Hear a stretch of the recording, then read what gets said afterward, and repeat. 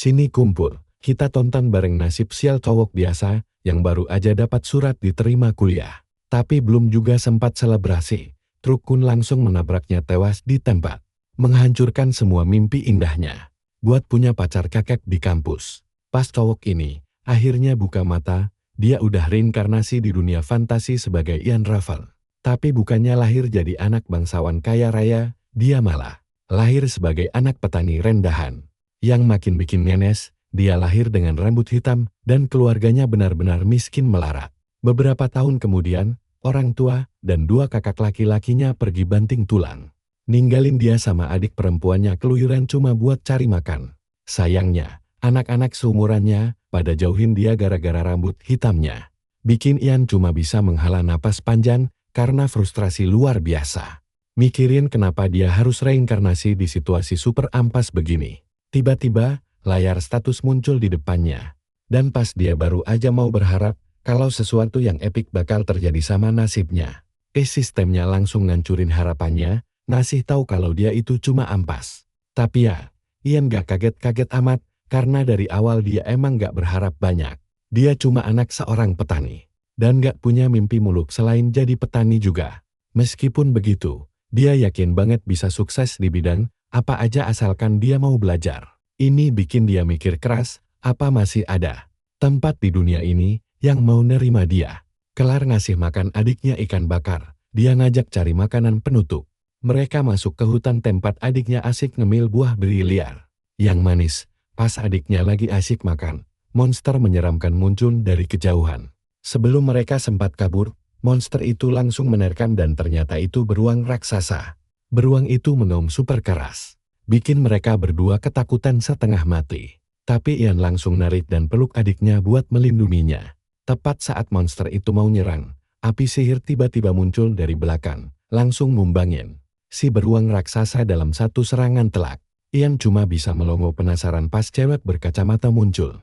Ngomel sendiri, karena serangannya tadi berlebihan. Cewek itu lalu menyapa santai, nanya ke Ian apa dia lagi ada di wilayah Veldenberg. Ian mengiyakan, dan cewek itu langsung ngenalin dirinya sebagai Eridus, seorang penyihir pengembaraan. Ian jelas kaget banget dengar ini, karena setahu dia yang namanya penyihir itu orang hebat yang turun ke medan perang pakai jurus elegan dengan daya hancur luar biasa. Ian jadi bingung banget ngapain orang sehebat ini nyasar ke desa ampas miliknya. Eridus lalu mungkapin kalau dia lagi nyari bocah berambut hitam yang tinggal di desa ini. Karena sekarang dia lagi berdiri tepat di depannya. Dia nanya, apa ada anak cowok rambut hitam lain selain Ian? Ian jawab kalau cuma dia satu-satunya cowok rambut hitam di wilayah ini. Dan Eridus yakin dia nemuin orang yang tepat. Ian shock berat dengar ini, karena dia sama sekali gak paham Eridus lagi ngomongin apa. Nah, perhatikan baik-baik bagian ini, ternyata guru Eridus, sang penyihir ruang dan waktu, nyuruh dia ke sini buat jadiin bocah rambut hitam ini muridnya. Janjiin bakal ada hal bagus yang menantinya, karena Eridus sekarang udah ketemu Ian langsung. Dia mikir apa emang semudah ini, tinggal angkat Ian jadi murid. Di sisi lain, otak Ian juga lagi muter keras mikirin reputasi penyihir yang bahaya banget, tapi dia merasa Eridus ini orangnya baik. Terlebih lagi, cewek ini bisa numbangin beruang raksasa dalam satu serangan telak. Bukti betapa overpower kekuatannya. Tiba-tiba aja, Ian nanya ke Eridus soal sihir yang baru aja dipakai tadi. Dan Eridus sadar Ian ternyata benar-benar kapo soal sihir. Ian jujur kalau selama ini dia pikir sihir itu menyeramkan, tapi pas lihat langsung pakai mata kepalanya sendiri, itu kelihatan sangat luar biasa. Eridus santai banget bilang kalau itu bukan hal spesial. Meyakinkan Ian kalau dia pasti bisa menguasainya asal mau belajar. Bahkan, dia kasih tahu Ian kalau semua orang sebenarnya bisa belajar sihir. Bikin Ian kaget setengah mati. Ian sampai beraniin diri nanya, apa dia sungguhan bisa belajar sihir, dan Eridus mengiyakan. Bilang asalkan dia ketemu guru yang tepat, dia bisa banget jadi penyihir. Mendengar ini, mimpi Ian seolah langsung jadi nyata. Dan detik, ketika Eridus nawarin dia buat jadi muridnya, Ian tanpa pikir panjang langsung terima tawarannya karena hidupnya bakal berubah total. Kelar minta izin ke orang tua Ian dan penguasa wilayah itu. Eridus langsung bawa Ian pergi. Eridus ngingetin Ian buat kerja keras manfaatin kesempatan emas ini. Dan Ian janji gak bakal nyanyiin hal itu. Buat memulai latihannya, Eridus ngelempar buku super tebal ke depannya. Ini adalah dasar sihir dalam bahasa Moronius yang wajib banget buat dia pelajari. Pas dia mulai baca, layar status langsung munculin progres belajarnya soal bahasa Moronius ini. Dia pelan-pelan nyerap semua ilmu dari buku itu, dan tiap kali dia kelar satu bab, Eridus langsung ngasih tumpukan buku yang baru. Setelah sekian lama, Ian akhirnya menguasai bahasa Moronius dan sistem ngasih tahu kalau dia sekarang bisa pakai bahasa magis resmi tingkat tinggi. Bayangin aja, dia butuh waktu 7 tahun penuh cuma buat ngelakuin ini. Dan Eridus bilang kalau sesi teori di kelas udah kelar, waktunya lanjut ke tahap praktik. Kalian tahu apa yang Eridus lakuin setelahnya? Dia menjatuhkan Ian dari tempat super tinggi. Saat terjun bebas, Ian teriak ketakutan, nanya ke gurunya apa ini gak terlalu ekstrem. Dia ngingetin Eridus kalau selama 7 tahun ini dia cuma belajar bahasa Moronius doang. Eridus malah balas teriak sekencang-kencangnya. Nyuruh Ian buat dengerin suaranya, tapi ini malah bikin Ian makin pusing. Dia bingung setengah mati suara macam apa yang harus dia dengerin pas lagi jatuh dari langit begini, karena cuma ada suara angin. Tapi kalian pasti mikir hal yang sama kan? Tiba-tiba, ada suara bergema di kepalanya. Kaget lihat ada manusia terbang di udara. Ian kaget luar biasa, tapi dia langsung sadar kalau suara itu pakai bahasa Moronius. Dengan fokus dengerin suaranya, dan memanipulasi angin di sekitarnya, Ian langsung dapat skill baru, yaitu sihir angin. Pas akhirnya dia mendarat selamat, setelah hampir mati jantungan. Gurunya malah ngeledek sambil ngejelasin soal misteri alam semesta. Eridus ngasih tahu Ian kalau para penyihir minjam kekuatan misteri alam dengan cara komunikasi langsung sama mereka. Dan begitulah cara kerja sihir. Karena sekarang dia udah bisa dengar suara angin, gurunya nyuruh dia bersiap buat dengerin suara misterius berikutnya. Ian dengan mantap bilang kalau dia udah siap tempur. Dan Eridus ngasih tantangan selanjutnya yaitu elemen air. Tanpa ampun Ian langsung dicemplungin ke dalam air, dan setelah hampir mati tenggelam menelan banyak air, dia sukses menguasai sihir air juga. Lanjut dari situ, Eridus bilang masih ada sihir es, dan Ian langsung dikirim ke dataran es. Sampai dia hampir mati bekut, dengan cepat, dia juga berhasil mempelajarinya. Bikin Eridus bangga, dan muji kecepatan belajarnya yang gila-gilaan. Sayangnya, Ian boro-boro bisa balas omongan. Dia udah benar-benar tepar kehabisan tenaga, gak dikasih napas buat istirahat sedikit pun. Eridus nyuruh dia lanjut belajar sihir api. Dan Ian nyaris ngompol di celana pas lihat dirinya udah ada di depan kobaran api super besar. Tapi setelah lolos dari maut lagi, dia akhirnya menguasai sihir api. Kelar urusan ini, gurunya ngasih tahu ujian terakhir, yaitu sihir bumi. Ian langsung dilempar masuk ke dalam gua, dan pas jalan telusuri jalan, dia dengar teka-teki aneh bergema di kepalanya. Karena dia sama sekali gak paham maksudnya. Dia mikir jangan-jangan bakatnya kurang buat sihir bumi, dan harus cari pengalaman lebih banyak di latihan lain. Tepat saat itu, layar status muncul lagi di depannya. Ngasih tahu kalau dia punya poin skill bonus buat ningkatin level sihirnya. Ian kaget kegirangan pas tahu dia bisa manfaatin sistem ini, yang otomatis bikin dia jadi kayak Nextshade di dunia fantasi ini. Karena udah gampang banget, dia putusin buat naikin level sihir bumi yang dari tadi dia gak ngerti sama sekali. Apa maksud suaranya? Begitu dia naikin levelnya, cahaya terang langsung muncul dari layarnya. Dan pas cahayanya hilang, dia akhirnya bisa dengar sihir bumi ngajak ngobrol dengan jelas. Ian lega banget. Akhirnya berhasil nguasain sihir bumi. Dan ngerasa ini waktunya balik buat pamer ke gurunya kalau dia udah sukses. Terus, dia langsung pakai sihir api buat nyalain obor di tangannya supaya kelihatan jalan keluarnya. Tiba-tiba, ada suara bergema di kepalanya bilang kalau dia benci banget sama cahaya. Bikin Ian jantungan. Dia nanya apa itu suara sihir bumi, tapi suara itu bilang bukan. Suara itu menjawab, bilang kalau dia adalah kegelapan, dan coba tebak apa yang kita saksikan sekarang. Ian lari keluar gua penuh semangat, bilang ke gurunya kalau dia sukses pelajari elemen lain juga. Bersiaplah, karena kamu dan aku akan melihat kekuatan yang gila. Ian baru saja belajar sihir bayangan, Eridus shock berat. Dia tidak menyangka Ian bisa mendengar suara kegelapan yang sangat pemalu itu. Ian langsung melihat reaksi yang luar biasa di wajah gurunya itu, lalu bertanya, apakah dia baik-baik saja? Eurydice hanya memanggil nama Ian perlahan, lalu memberitahunya bahwa sudah waktunya untuk turun gunung. Ian dengan sangat antusias langsung bertanya kemana mereka akan pindah selanjutnya, tapi gurunya menjawab kalau ini tidak seperti yang dia pikirkan. Eurydice bilang bahwa ini saatnya mereka harus berpisah jalan. Dia menunjuk ke suatu arah tertentu dan menyuruh Ian untuk pergi menuju Tronolique untuk mengikuti konferensi penyihir ruang dan waktu. Eurydice yakin Ian pasti akan bertemu penyihir hebat di sana jika dia memang ditakdirkan untuk menguasai sihir ruang dan waktu yang luar biasa itu. Ian benar-benar melongo mendengarnya.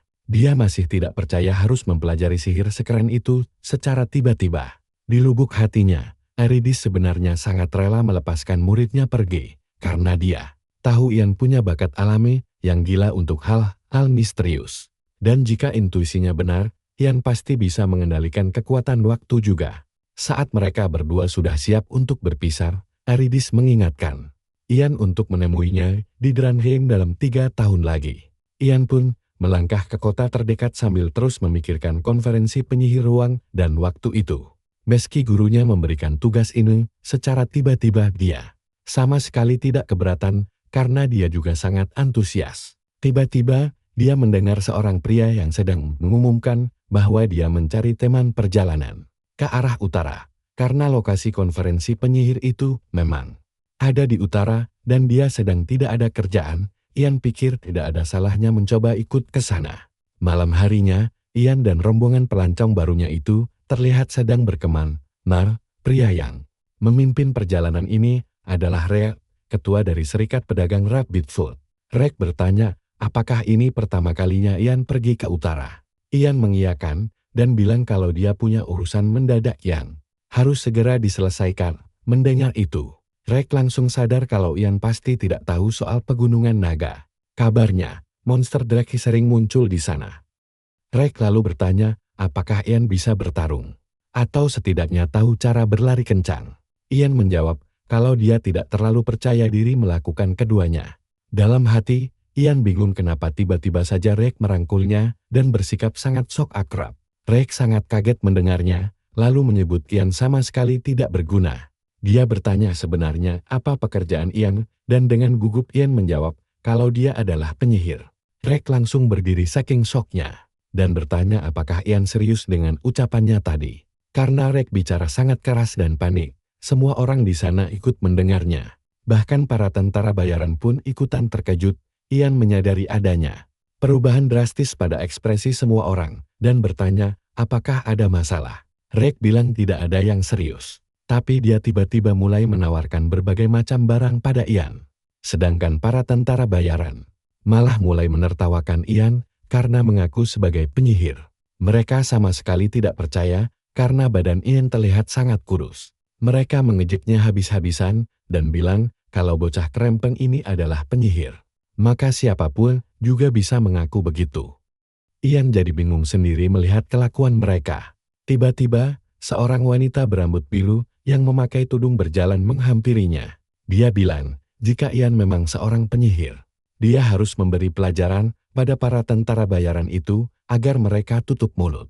Ian bertanya apa maksudnya. Wanita itu menjelaskan bahwa tentara bayaran memang suka meremehkan orang lain, tidak peduli apakah dia penyihir sungguhan atau bukan. Nah, perhatikan baik-baik, disinilah kelucuannya dimulai. Ian harus pamer kekuatan agar mereka tahu dia tidak lama dan berhenti meremehkannya. Kalau mereka takut, mereka malah akan melindunginya jika terjadi sesuatu. Ian sadar bahwa ucapan wanita itu benar, tapi dia bingung harus bagaimana. Seumur hidupnya dia hampir tidak pernah marah, jadi situasi ini membuatnya sangat canggung.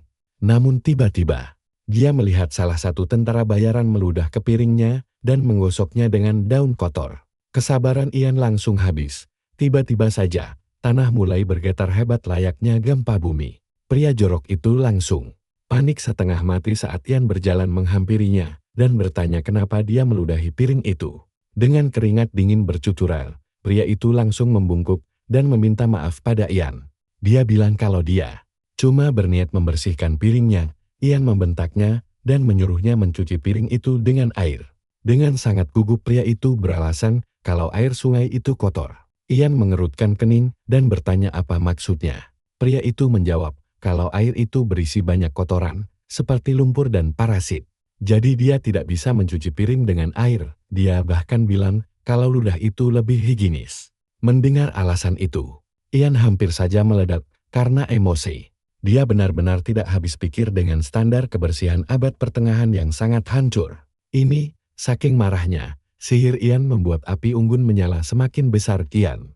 Akhirnya angkat bicara, menyuruh para tentara bayaran itu untuk segera mengambil air bersih. Sekarang juga, orang-orang itu lari terbirit-birit menuju sungai karena Ian terlihat sangat murka. Malam harinya, para tentara bayaran terlihat sedang mencari-cari di dalam hutan yang gelap. Ternyata, mereka sedang mencari wanita berambut biru yang bernama Kathy. Tiba-tiba, mereka melihat Kathy sedang diculik oleh sekelompok bandit, dan belum sempat bereaksi, mereka sudah dihujani tembakan panah mematikan. Para tentara bayaran langsung mencabut senjata mereka, siap untuk menghabisi para bandit itu. Pertempuran sengit pun tidak bisa dihindari.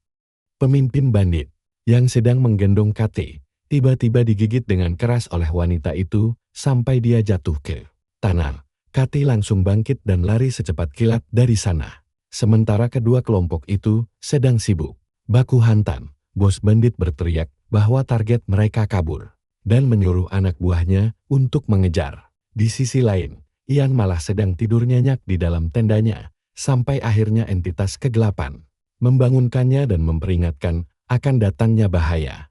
Rick kemudian berlari masuk ke tenda dengan panik, berteriak kalau ada serangan mendadak. Sementara itu, para bandit sudah berhasil mendesak para tentara bayaran dan menebas mereka tanpa ampun sama sekali. Kathy yang bersembunyi di balik pohon besar merasa sangat ketakutan. Dia yakin akan segera tertangkap jika situasi tidak berubah. Dan benar saja, salah satu bandit tiba-tiba menemukan persembunyiannya. Bandit itu langsung menodongkan pedang ke arahnya dan berteriak menyuruhnya berdiri jika dia tidak ingin lengannya ditebas putus. Kathy benar-benar panik karena dia sudah kehabisan jalan keluar. Itu bersiap untuk menebasnya. Tapi kamu dan aku pasti tahu pahlawan kita tidak akan diam saja kan? BOM, bandit itu tiba-tiba terpental jauh. Kathy berbalik dan menyadari kalau Ian yang menyelamatkannya. Dengan sangat percaya diri Ian menyuruh Kathy mengikutinya dan sisa rombongan lainnya segera bergabung. Ian langsung memerintahkan kegelapan untuk turun dan membutakan pandangan para bandit itu. Para bandit panik dan menyalakan obor mereka, tapi cahaya itu sama sekali tidak berguna. Sebaliknya, Ian bisa melihat dengan sangat jelas di dalam kegelapan menggunakan sihir bayangannya. Dia sedang menuntun rombongan menjauh saat seorang bandit menyadari keberadaan mereka. Bandit itu bersiap menebas Rick, tapi Ian memerintahkan api dari obor bandit itu untuk membakar pemiliknya. Api langsung berkobar agresif dan membakar bandit itu tanpa ampun sedikit pun.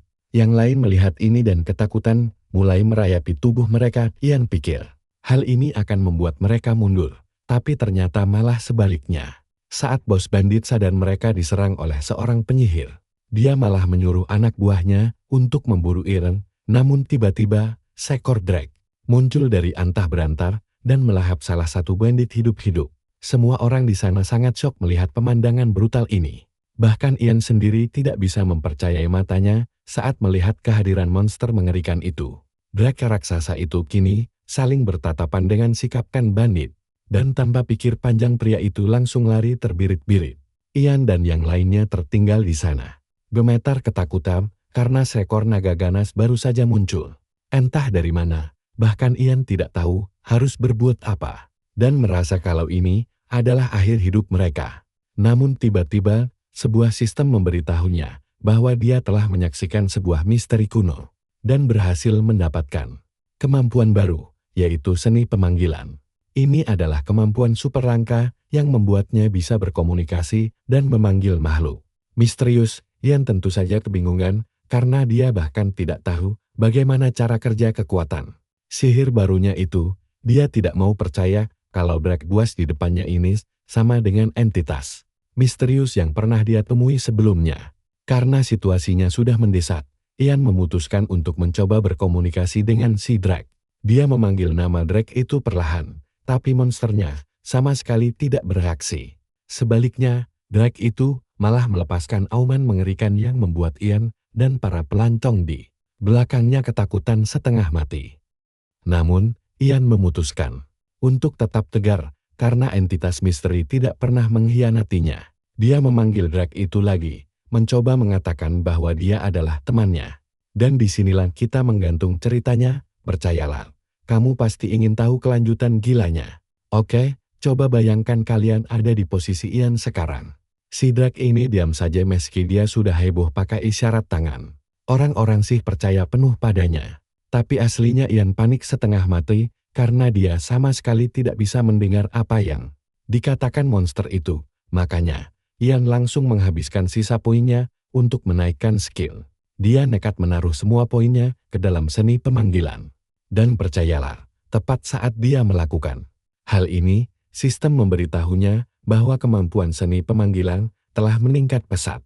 Tiba-tiba saja, suara si Drake terdengar jelas dan Ian langsung meresponsnya. Naga itu menyuruh Ian cepat bicara dan jangan membuang waktunya, meski dibentak naga raksasa. Ian dengan santai bilang kalau dia sama sekali tidak berniat cari gara-gara. Si Drake malah tertawa meremehkan, bilang kalau mustahil banget. Manusia lemah sepertinya bisa menang melawannya. Ian langsung mengiyakan, mengakui kalau mereka pasti bakal mati konyol kalau nekat. Si naga kesal dan bertanya apa maksud Ian adalah minta diampuni. Naga itu terus mengejek mereka, menyombongkan betapa gampangnya menghancurkan kelompok itu. Mendengar ini, Ian justru bernapas lega karena artinya mereka sudah setengah jalan keluar dari zona bahaya. Tapi tiba-tiba, si naga bilang ada satu masalah besar, yaitu suasana hatinya sedang hancur lebur hari ini. Drake itu kembali mengaum keras, membuat rombongan Ian jatuh. Berlutut ketakutan, Ian kembali panik, bingung harus bagaimana lagi sekarang. Tapi karena kepalang tanggung, dia harus maju terus. Ian memberanikan diri bertanya kenapa naga itu sedang bed parah. Si naga malah membentak, bertanya kenapa dia harus curhat pada manusia. Ian beralasan, siapa tahu dia bisa sedikit membantu masalahnya.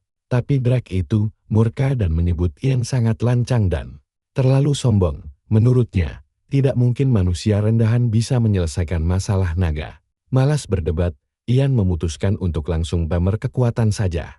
Dia membungkus tubuhnya dengan sihir angin yang kencang, dan naga itu kaget bukan main melihatnya. Ian merendah, berkata kalau dia cuma penyihir biasa yang mempelajari misteri dunia. Makanya dia ingin menawarkan sedikit kekuatannya untuk sekadar membantu si Nagan. Nah, karena perhatian monster itu sudah didapat, Ian merasa inilah saatnya negosiasi. Ian langsung menghela napas lega saat menyadari hawa membunuh si naga sudah hilang sepenuhnya, yang berarti ancaman kematian sudah lewat. Kini saatnya Ian menunjukkan sisa taringnya, supaya naga ini tidak semena-mena memberinya permintaan yang aneh-aneh dan tidak masuk akal. Tepat pada saat itu, dia teringat pesan gurunya yang bilang sihir butuh komunikasi batin dengan elemen alam. Intinya, fondasi hubungan yang dia bangun dengan energi magis ini sangatlah menentukan hasilnya. Eurydice pernah mengingatkan kalau setiap elemen punya sifat berbeda. Jadi sebagai penyihir sejati, memahami dan berempati dengan perasaan mereka adalah kunci utama yang tidak boleh diabaikan. Perhatikan baik-baik bagian ini, karena disinilah Ian sadar kalau skill utama penyihir adalah menjilat. Dia mencoba peruntungannya dan membuka jendela status serbaguna. Di sana, Ian melihat teknik pemanggilan tingkat ahli, persis seperti yang dia cari. Dia membacanya, dan syaratnya bikin melongo. Ternyata dia harus mencekoki naga itu dengan alkohol, dan makin besar tubuhnya, makin keras pula kadar minumannya. Terus, habis dibikin mabuk, dia harus memuji-muji si naga sampai terbang. Ian cuma bisa tepuk jidat melihat instruksi konyol ini, karena ini 100% bertolak belakang dengan sifat aslinya yang elegan, tapi demi bertahan hidup, dia harus merebut hati naga itu dulu. Berharap ada keajaiban yang muncul, Ian lalu bilang pada Drake itu kalau dia punya hadiah kecil untuknya dan meminta izin untuk menunjukkannya. Naga itu menyuruh Ian membawa hadiah omong kosongnya itu ke sini. Tanpa babubu, Ian langsung menyuruh Rex lari ke kereta dan mengambil minuman keras paling kuat yang mereka bawa. Waktu sebotol alkohol itu ditaruh di depan si Drake, naga itu mencibir karena menganggap hadiah itu terlalu pelit, tapi dengan cerdik, Ian meyakinkan naga itu bahwa di dunia manusia, makin sedikit isinya, makin mahal harganya.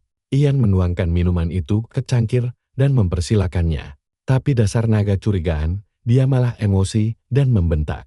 Ian menuduhnya mau meracuni dirinya. Ian tetap tenang, menjamin tidak ada niat jahat. Lalu menawarkan diri meminumnya duluan untuk membuktikan kalau itu aman. Ian langsung menenggak habis isi cangkir itu seketika dan berhasil membuktikan kepada si naga raksasa bahwa minumannya tidak beracun. Tapi efeknya parah, Ian nyaris pingsan saking kerasnya alkohol itu. Si naga akhirnya mengakui bahwa minuman itu aman dikonsumsi, tapi dia masih sedikit ragu gara-gara baunya yang sangat menyengat hidung.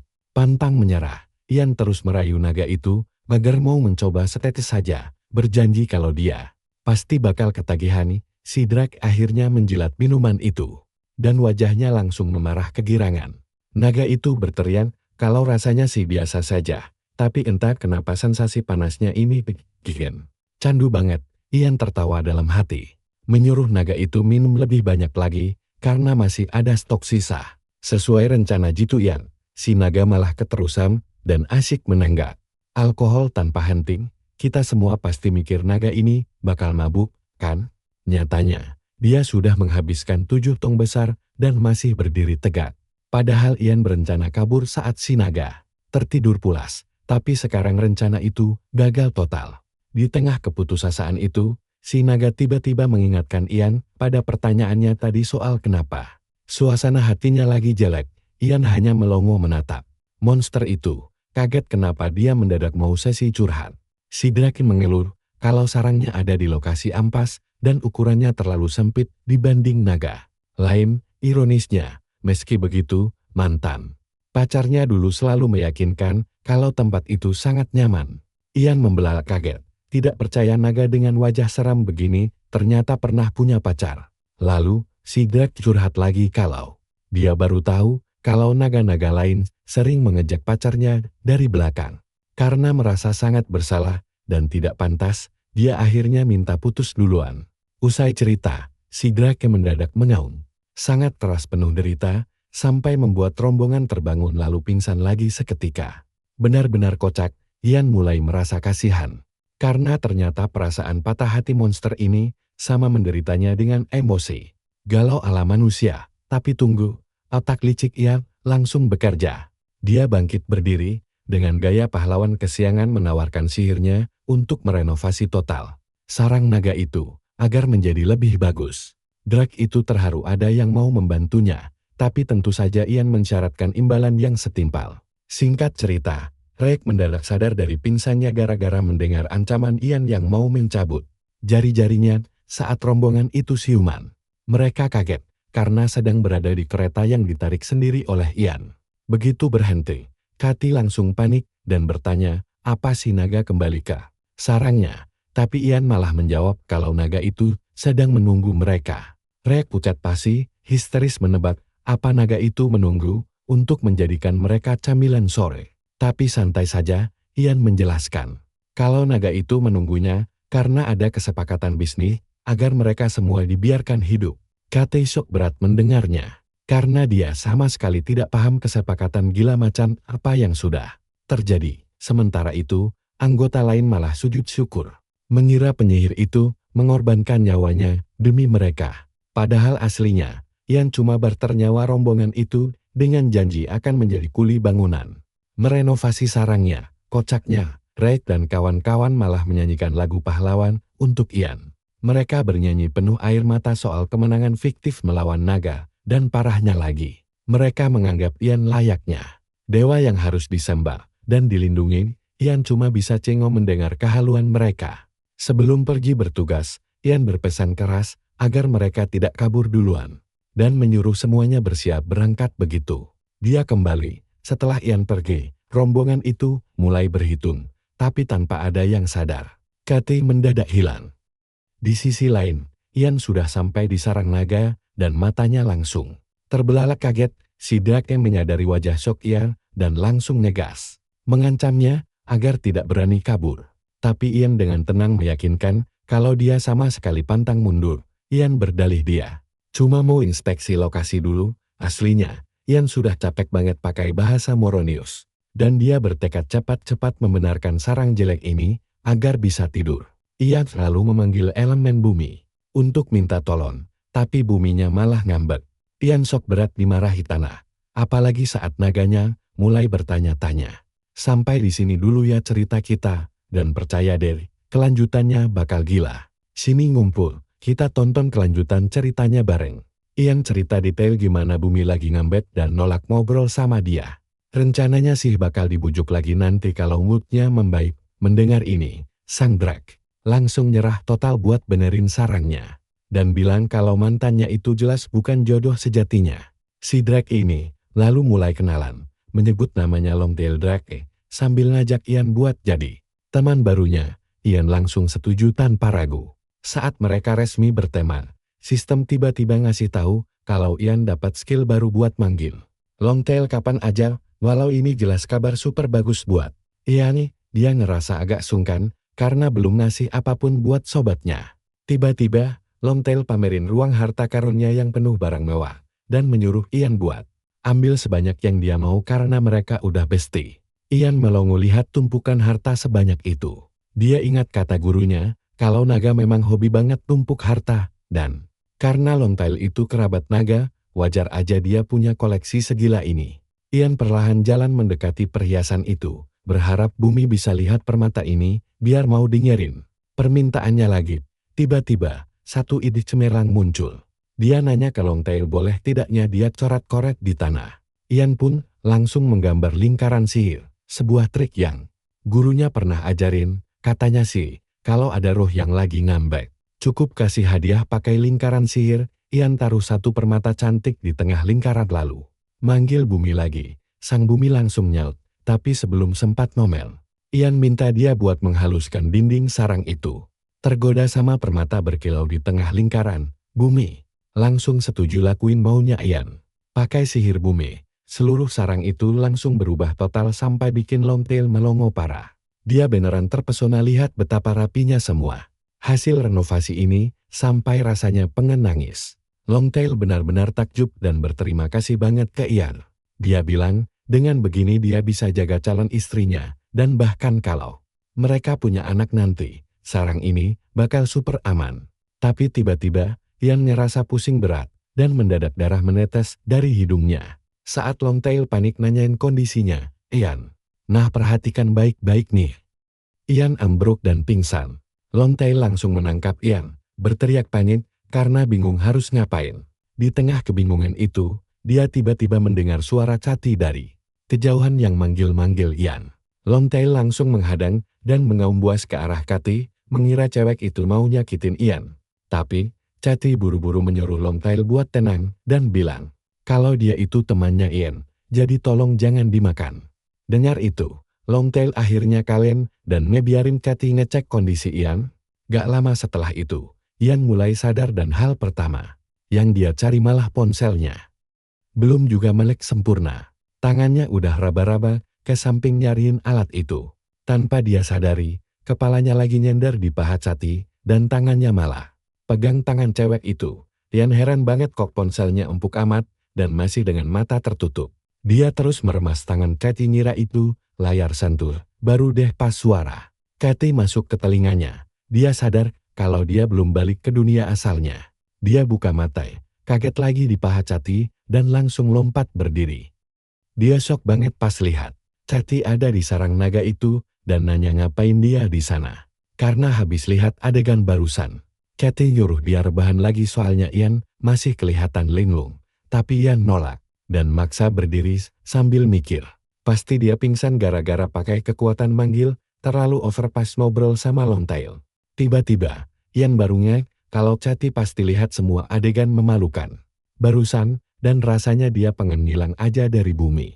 Ian lalu nanya ke Cathy mana Longtail dan Cathy bilang naga itu tiba-tiba pergi.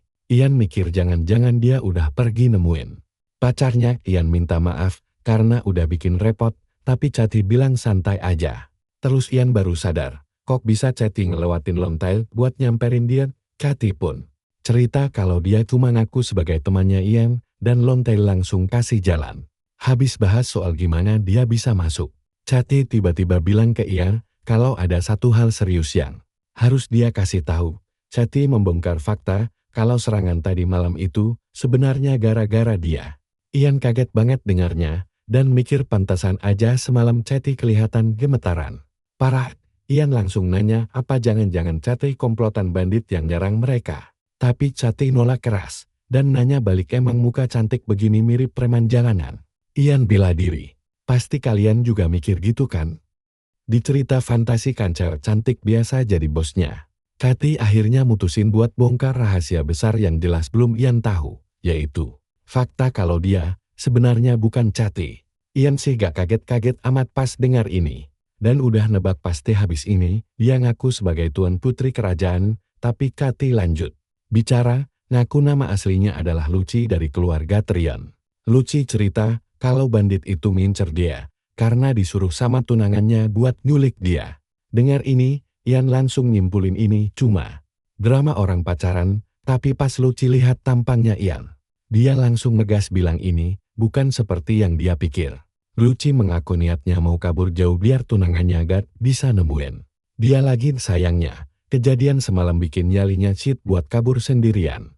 Makanya, dia mohon-mohon ke Ian buat bantuin dia lolos.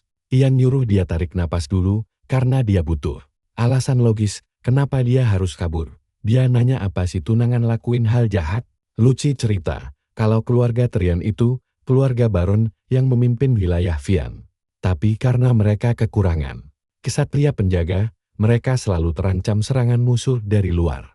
Kalau dibiarin begini terus, keluarga mereka pasti hancur lebur kena perang wilayah. Demi segah itu, keluarga Tryon menjodohkan dia sama ksatria mantan kapten tentara bayaran. Karena si cowok ini pegang kendali kelompok bayaran paling kuat saat itu, efeknya musuh yang menargetkan keluarga mereka mulai mundur. Awalnya sih semua kelihatan aman sentosa, dan tunangannya juga kelihatan bangga banget dapat status menantu baron, tapi pada akhirnya cowok itu mulai mabuk kekuasaan dan malah asik bikin harem sambil memperlakukan Lucy senak jidat. Pas orang tuanya udah muak banget sama kelakuan si cowok, mereka nuntut perjodohan itu dibatalin aja. Gilanya, situasinya makin kacau pas cowok itu malah meracuni orang tua Lucy. Ian sok berat dengarnya. Lucy lanjut cerita, si cowok sadar kalau perjodohannya batal, semua kekuasaan dia bakal hangus. Makanya dia tega meracuni orang tuanya dan membungkam para pelayan. Dengar fakta ini, Ian sadar betul kalau mereka lagi berhadapan sama orang super brengsek. Lucy bilang, cowok itu boleh aja sok berkuasa, tapi kalau gak nikah sama dia, status aslinya cuma rakyat jelata biasa. Intinya, dia gak bakal bisa mewarisi harta keluarga sepeser pun. Lucy menjelaskan kalau inilah alasannya nekat kabur dibantu pelayan setia. Karena mending mati daripada nikah sama pria toksik itu. Tapi jelas banget, si cowok bakal terus buru dia demi mastiin pernikahan itu tetap jalan. Makanya, Lucy gak punya pilihan selain memohon Ian buat bantu dia lolos. Setelah dengar cerita fullnya, Ian sadar betapa seriusnya situasi ini dan ngerti banget kenapa ini terlalu berat buat Lucy lewati sendirian. Dengan semua konflik ini, Ian mikir masalahnya lumayan ribet juga. Dia benar-benar gak paham sama pola pikir penguasa di zaman abad pertengahan gini. Sambil nangis, Lucy meyakinkan Ian dengan mempertaruhkan harga diri keluarga Tryon. Ian lalu nanya kenapa dari sekian banyak orang, dia milih Ian dan apa yang bakal terjadi kalau Ian mengkhianatinya. Lucy jawab, cowok itu kan pelik, kalaupun Ian jual dia ke sana, paling cuma dikasih beberapa keping perak. Sementara Lucy, dia siap ngasih apapun yang Ian inginkan. Mendengar kata apapun, Ian auto penasaran. Lucy mempertegas, jangankan harta, keluarga Tryon pun bakal diserahkan ke dia. Ian langsung mikir, wah jangan-jangan dia bisa nikahin Lucy Don. Buat anak petani kayak dia, nikah sama bangsawan itu jackpot besar. Tapi kalau beneran kejadian, dia jadi kepikiran. Kalian pasti juga gak sabar kan lihat kelanjutannya. Ayo kawan, Ikuti aku melihat perjalanan gila penyihir ini. Dia tahu hidup santai sebagai bangsawan politik itu lumayan enak. Tapi hei, karena dia sudah terlahir kembali di dunia fantasi yang super epic ini, dia merasa jauh lebih keren kalau fokus menguasai sihir saja. Dia mikir, dengan bantu Luci, dia bisa sekalian latihan jadi penyihir sejati. Ditambah lagi, ini kesempatan emas buat dapet cuan untuk biaya perjalanan, tapi sekarang fokus utamanya cuma ngusir para pengejar, dan sisanya biar takdir yang atur. Ian lalu bilang ke Luci, kalau lebih masuk akal minta tolong ke pendekar pedang saja buat melindunginya, karena penyihir bukan petarung jarak dekat. Luci baru saja mau merayu lagi, Ian langsung potong. Katanya, berhubung Luci mau bayar, dia siap bantu kabur. Tapi, dia tegasin, kalau urusan setelahnya bukan tanggung jawab dia lagi. Begitu dengar itu, Luci langsung tutup muka dan nangis kejer. Jelas saja Ian panik setengah mati. Dia buru-buru coba nenangin gadis itu. Nanya apa dia salah ngomong sesuatu yang jahat, padahal kan niatnya cuma mau bantu. Tapi tenang, Luci langsung meluruskan dan berterima kasih atas segalanya. Dia lalu nyenderin kepalanya ke bahu Ian, nangis terharu di sana. Setelah drama selesai, mereka berdua keluar. Ian kaget banget lihat Longtail lagi asyik berjemur, siap-siap mau kencan sama pacarnya. Naga itu seneng lihat ia, dan langsung nanya kabarnya. Ian yakinin Longtail kalau dia baik-baik saja. Dia juga bilang kalau ini saatnya turun gunung, karena rombongan lain pasti sudah nunggu. Ian bilang makasih buat hadiahnya, dan Longtail santai bilang itu bukan masalah besar. Naga raksasa itu lalu nyuruh Ian naik ke punggungnya buat diantar. Ian naik sambil terus bilang makasih. Tiba-tiba Longtail teriak nyuruh Luci ikut naik juga. Karena dia pikir Luci itu pacarnya. Ian panik dong. Ian buru-buru ralat dan bilang kalau si naga salah paham parah. Sementara dua cowok ini sibuk debat, Luci cuma berdiri melongo di bawah sana. Bingung setengah mati mikirin apa yang lagi mereka obrolin. Ian lalu ulurin tangannya, nyuruh gadis rambut biru itu cepat naik. Begitu keduanya duduk manis, Longtail langsung terbang bahagia menuju ke arah rombongan pelancong lainnya. Di tempat lain, para pelancong lagi sibuk bujuk Rek buat cabut dari sana sebelum bandit-bandit lain datang nyerang. Rek cuma nontonin dua pedagang yang lagi debat panas. Soal apa bandit itu bakal diam di sana atau malah kabur. Tapi pas mereka nanya pendapat Rek soal masalah ini, dia dengan santai jawab kalau mereka harus nunggu si penyihir balik. Pedagang yang pro langsung lega dengarnya, sementara yang kontra ngamuk berat. Rek rela nunggu Ian, karena dia yakin 100% cowok itu belum mati. Tampangnya saja sama sekali nggak kelihatan kayak penyihir lama. Perhatikan baik-baik bagian ini, kawan. Keyakinan mereka bertahan sampai 10 menit kemudian, pas gerombolan bandit tiba-tiba nyerang. Mereka digebukin sampai babak belur, bikin Rek nyesal parah kenapa nggak kabur dari awal. Bos bandit itu teriak galak, nyuruh mereka berhenti nangis sambil janji bakal bunuh mereka dengan cepat. Rek yang ketakutan setengah mati memohon ke bos mata satu itu buat nyerahin si gadis saja. Rek nanya, apa maksud omongan itu? Lalu si bos bandit jelasin kalau ada cewek rambut biru di rombongan mereka. Jadi jangan coba-coba sok polos dan nipu dia. Nah, barulah rombongan itu sadar sepenuhnya kalau dari awal target para bandit itu sebenarnya cuma Luci. Tapi pas mereka mau nyari Luci buat diserahin, baru sadar kalau cewek itu sudah ngilang entah kemana. Bos bandit ngira mereka lagi ngeledek, lalu dia langsung cabut pedangnya, siap nebas kepala mereka semua. Tapi mendadak, mereka lihat sosok Ian dari kejauhan. Begitu lihat Ian jalan ke arah mereka, rombongan itu langsung tahu kalau nyawa mereka selamat. Si bos bandit belum sadar apa yang terjadi, sampai dia lihat seekor naga ngebut ke arahnya. Bukannya panik sama ancaman maut di depan mata, fokusnya malah tertuju penuh ke arah Luci yang lagi asyik naik naga. Tapi, pas anak buahnya sadar dan teriak ngasih tahu soal bahaya itu, dia langsung nyuruh mereka lari secepat mungkin. Setelah bandit-bandit itu kabur ngacir, Rek bilang ke Luci kalau dia harusnya bersyukur banget bareng si penyihir hebat. Kalau tidak pasti bandit-bandit tadi sudah nyakitin dia. Luci sampai geleng-geleng kepala.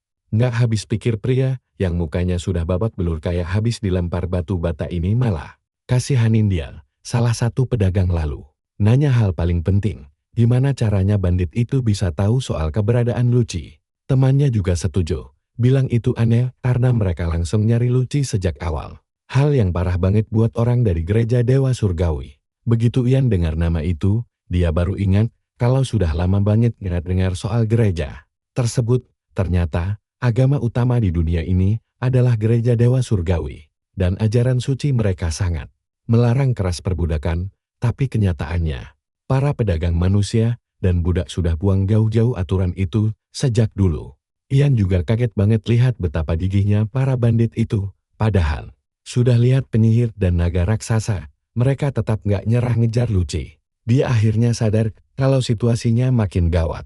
Kalau terus begini, cepat atau lambat bandit-bandit nekat itu pasti bakal berhasil nangkep Lucy. Ian lalu nanya ke Longtail, apa naga itu mau bantuin dia satu hal lagi. Longtail dengan senang hati bilang bisa. Dan Ian langsung minta tolong buat ngusir gerombolan bandit itu jauh-jauh.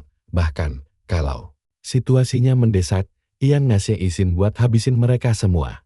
Longtail jelas langsung terima permintaan itu, karena yang minta adalah sobat baiknya. Tanpa buang waktu semenit pun, Longtail langsung terbang.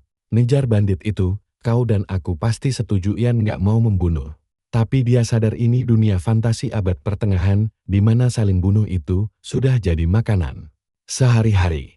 Dia tahu betul harus segera berubah, kalau mau selamat di dunia kejam ini. Tiba-tiba, kepalanya terasa pusing luar biasa. Dan dia sadar pasti dia sudah pakai terlalu banyak tenaga sihirnya lagi. Dia pegangi kepalanya yang sakit banget, dan Lucy langsung nangkep tubuhnya. Nyuruh Ian hati-hati, karena kelihatannya dia terlalu memaksakan diri. Tapi dengan santai, Ian yakinin gadis itu, kalau dia baik-baik saja pas mereka lagi asyik ngobrol sedekat itu, Rek lihat mereka dan langsung nebak pasti mereka pacaran. Beberapa saat kemudian, rombongan lanjut jalan lagi. Sementara Ian istirahat santai di belakang kereta buat mulihin tenaganya. Yang gila, dia malah dapat notifikasi musuh terbunuh tiap kali Longtail habisin satu manusia di sana. Ian beneran takjub sama sistem praktis ini. Tapi sedikit sedih, karena nggak bisa manggil Longtail sekarang. Tiba-tiba, Longtail ngehubungin dia lewat telepati, laporan kalau semua bandit sudah diusir pergi. Ian seneng dan bilang makasih banyak. Sang naga bilang dia ikut bahagia asalkan teman baiknya juga bahagia. Longtail lalu nanya, apa Ian sudah mau pergi sekarang? Dan Ian jawab iya. Ian bilang sayang banget ini bakal jadi perpisahan mereka. Intinya, Longtail nggak bisa ninggalin area pegunungan, dan Ian ngerasa kecewa karena mungkin mereka nggak bakal ketemu lagi nanti. Tapi sebelum obrolan putus, Longtail nanya apa Ian tertarik sama misteri legendaris burung Phoenix. Nggak lama setelah itu, mereka akhirnya sampai di Riverfall, tapi pikiran Ian malah melayan ke cerita Longtail tadi. Katanya, ada seekor Phoenix es raksasa yang hidup tenang di pegunungan utara. Jadi, naga itu nyuruh Ian buat pergi ngecek langsung ke sana. Setahu Ian, Phoenix itu burung ajaib yang gak akan pernah mati lenyap. Bahkan setelah dibunuh sekalipun. Pada dasarnya, ini bukan sekadar burung api biasa kayak yang ada di dunianya dulu. Phoenix di sini adalah monster super yang bisa ubah wujudnya tergantung lokasi, mau itu es, angin, batu, atau apa saja. Intinya, monster ini punya tingkat adaptasi lingkungan yang gila banget dan super langka. Fakta ini bikin Ian penasaran setengah mati. Apa dia bisa manggil Phoenix itu nanti? Karena mereka sudah sampai tujuan, Rek jalan nyamperin Ian. Bilang kalau rombongannya mau pergi nemuin penguasa wilayah ini, dan nanya apa Ian mau ikutan. Ian mikir bentar dan langsung nyadar, demi keamanan Lucy, mending gadis ini gak usah narik perhatian orang berkuasa tinggi kayak penguasa kota itu. Rek terus maksa Lucy buat ikut, karena cewek itu gak punya tempat tinggal lain. Tapi Ian langsung motong, bilang kalau dia dan Lucy bakal istirahat dulu di penginapan sebelum lanjutin perjalanan mereka berdua. Rombongan itu sok berat dengarnya. Dan Lucy dengan pintar ikut main sandiwara sambil ngenderin kepalanya ke bahu Ian biar mereka makin percaya. Rek langsung ketawa ngakak puas banget, karena ternyata tebakannya soal mereka berdua pacaran itu benar 100%. Pas Rek dan rombongannya sudah pergi, Lucy nanya kenapa Ian pakai bahasa sopan ke rakyat biasa. Ian santai jawab, kalau dia sendiri juga rakyat biasa anak petani. Lucy ngingetin kalau dia sekarang penyihir hebat. Dan jujur saja kawan, Ian milih jalan merendah ini karena gurunya juga begitu. Benar-benar murid teladan sejati kan? Sini kumpul. Kamu dan aku bakal lanjut nonton duo kocak ini. Ian bertanya soal rencana Lucy selanjutnya, dan gadis itu mengungkap ingin bertemu Kontina, paman dari pihak ibunya. Lucy benar-benar sangat yakin bahwa sang paman pasti akan langsung membantunya setelah dia menjelaskan semua situasinya. Ian langsung menebak kalau ibunya dan sang Earl pasti punya hubungan yang sangat dekat. Dan Lucy dengan santai membenarkan hal tersebut. Tapi melihat wajah Lucy yang sedikit ragu, Ian merasa sang paman mungkin bukanlah jalan keluar terbaik. Dia pun bertanya, apa ada orang lain yang bisa dipercaya selain pamannya itu? Dan Lucy spontan membentaknya. Bertanya apa dia berani meragukan pamannya. Lucy mengklaim pamannya adalah manusia paling bisa dipercaya di seluruh dunia. Ken tentu saja kaget melihat gadis itu mati-matian membela pamannya, dan dia akhirnya mengambil kesimpulan kalau pamannya memang orang yang sangat baik. Lucy bilang pamannya jauh lebih mending dari orang asing karena pria lain pasti ujung-ujungnya cuma mau menikahinya saja. Lucy lalu tiba-tiba ganti topik obrolan dengan bilang dia sama sekali tidak keberatan kalau pria seperti Ian melamarnya.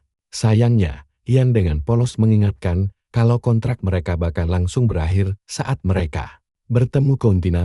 Lucy spontan memarahinya, menyebutnya pria kejam karena sudah menolak tawaran nikah dari seorang bangsawan. Bukannya sadar, Ian malah tambah bikin emosi. Bilang masih banyak wanita cantik di luar sana selain dirinya. Tentu saja ini membuat hatinya hancur. Dan dia langsung pergi sambil ngambek parah, menyebut Ian sebagai cowok paling menyebalkan. Tidak lama setelah itu, mereka akhirnya tiba di penginapan dan Ian memberitahu pelayan kalau dia ingin menginap selama beberapa malam. Samping itu, dia juga ingin memakai fasilitas mandi dan langsung memberikan sekantong penuh koin. Emas sambil bertanya, apa bayaran ini? Cukup. Sambil tersenyum sangat lebar, pelayan itu meyakinkan Ian kalau uang ini lebih dari cukup. Dan memberitahunya bahwa dia akan segera menyiapkan kamar untuknya sekarang juga. Pelayan itu kemudian bertanya pada Ian, apakah Lucy juga akan ikut mandi? Dan Lucy refleks berteriak malu menolaknya. Ian dengan santai bertanya, apakah dia sengaja menolak tawaran itu karena takut air mandinya bakal ikutan kotor? Dan Lucy menjawab kalau itu cuma salah satu alasannya saja. Lucy balik bertanya apa dia benar-benar harus mengatakannya secara terang-terangan di sini. Dan Ian cuma bisa menatapnya dengan raut wajah super bingung karena sama sekali tidak paham apa maksud omongannya. Akhirnya Ian mulai mengerti di mana letak masalah utamanya. Dia baru sadar kalau tempat mandinya ada di area terbuka. Dan buru-buru memberitahu Lucy kalau dia tidak perlu repot-repot menemaninya. Dan bilang dia akan mandi sendirian saja. Tepat pada saat itu, Ian menyadari ada sekumpulan pria mencurigakan di dalam ruangan tersebut dan mereka semua terus menatap tajam ke arah Lucy. Dia langsung menyuruh gadis itu memakai jubahnya. Bukannya menurut, dia malah terus mengomel karena Ian memanggil nama aslinya. Tapi Ian tidak peduli dan langsung memaksanya memakai jubah itu untuk menutupi wajah cantiknya sambil mengomel kalau dia itu sangat menyebalkan. Sayangnya, kelompok pria mencurigakan itu sudah terlanjur melihat wajahnya dengan sangat jelas. Dan mereka semua mulai membayangkan hal mesum tentangnya. Para preman itu kini mulai berdiskusi satu sama lain, membahas betapa luar biasanya kecantikan Lucy. Mereka bahkan membandingkan wajah cantiknya dengan seorang malaikat, dan menganggapnya sebagai mangsa empuk karena dia cuma dijaga oleh satu pria kurus kerempeng. Benar, perhatikan baik-baik, karena disinilah situasinya makin panas. Mereka berencana menculiknya untuk diajak bersenang-senang. Dan karena Ian dan Lucy sepertinya tidak akan lama, kelompok ini sadar harus segera menculiknya. Pada hari itu juga, sementara itu, Rex sedang rapat dengan penguasa kota Baron Kulz terkait urusan bisnis di sana. Kulz mendesak Rex agar tidak bikin keributan dan Rex berjanji dia akan bersikap baik. Tepat saat itu, Rex teringat kabar bahwa dia bisa menghabiskan waktu di kastil asalkan dia berhasil mengambil hati sang Baron. Dia langsung mendapat ide cemerlang untuk menceritakan soal Ian kepada penguasa itu demi mendapat nilai plus darinya. Rex kemudian memberitahu Kulz bahwa ada sesuatu yang ingin dia sampaikan, dan sang penguasa penasaran apa itu. Rek mulai beralasan kalau ini sebenarnya adalah rahasia besar, tapi karena rasa hormatnya yang tinggi kepada sang baron, dia tidak bisa diam saja. Rek lalu membeberkan kalau selama perjalanannya, dia bertemu seorang penyihir yang membantai para penjahat demi menyelamatkan mereka. Rek menceritakan Ian layaknya seorang dewa, tapi sayangnya hal ini malah membuat Kulz ketakutan setengah mati. Rek lanjut memberitahu Kulz bahwa Ian saat ini sedang menginap di penginapan kota. Kulz langsung panik parah, bertanya pada Rek apa sebenarnya maksud laporannya ini. Intinya, Kulz sangat khawatir kalau penyihir itu tiba-tiba ngamuk dan melepaskan seekor naga di wilayahnya. Semua bakal berakhir kacau balau, bahkan seluruh daerah ini bisa rata dengan tanah. Dan yang lebih parahnya lagi, saat ini sudah ada kelompok orang gila yang sedang bermarkas di kotanya. Dan mereka adalah Ksatria Suci Santiago. Para ksatria ini adalah kelompok yang memutuskan angkat senjata murni karena tekad mereka untuk melayani Tuhan. Pada dasarnya mereka ini gabungan biksu dan ahli bela diri. Tapi alih-alih ikut berperang, mereka malah berburu iblis dan monster, serta mengklaim diri sebagai pelindung sejati umat manusia. Kulz sangat khawatir neraka bakal bocor kalau sampai penyihir gila dan para ksatria ini saling berpapasan. Dalam keadaan panik, Kulz memanggil komandannya, menyuruhnya memberikan kamar untuk Rek, dan menambahkan agar dia segera memanggil para ksatria Santiago ke kastil. Rupanya di dalam otaknya yang kacau, dia yakin kalau ksatria bakal lebih gampang diajak negosiasi dibandingkan seorang penyihir gila. Kembali ke penginapan, Ian dan Luci saat ini sedang menikmati makan malam saat Ian menawarkan diri untuk menyiapkan air mandi karena si pelayan sepertinya sedang sangat sibuk. Ian menyuruh Luci untuk langsung naik ke lantai atas setelah dia selesai makan. Tanpa mereka sadari, pria-pria mencurigakan tadi sudah mengawasi gerak-gerik Luci. Setelah dia selesai makan, dia menaiki tangga menuju ke kamarnya.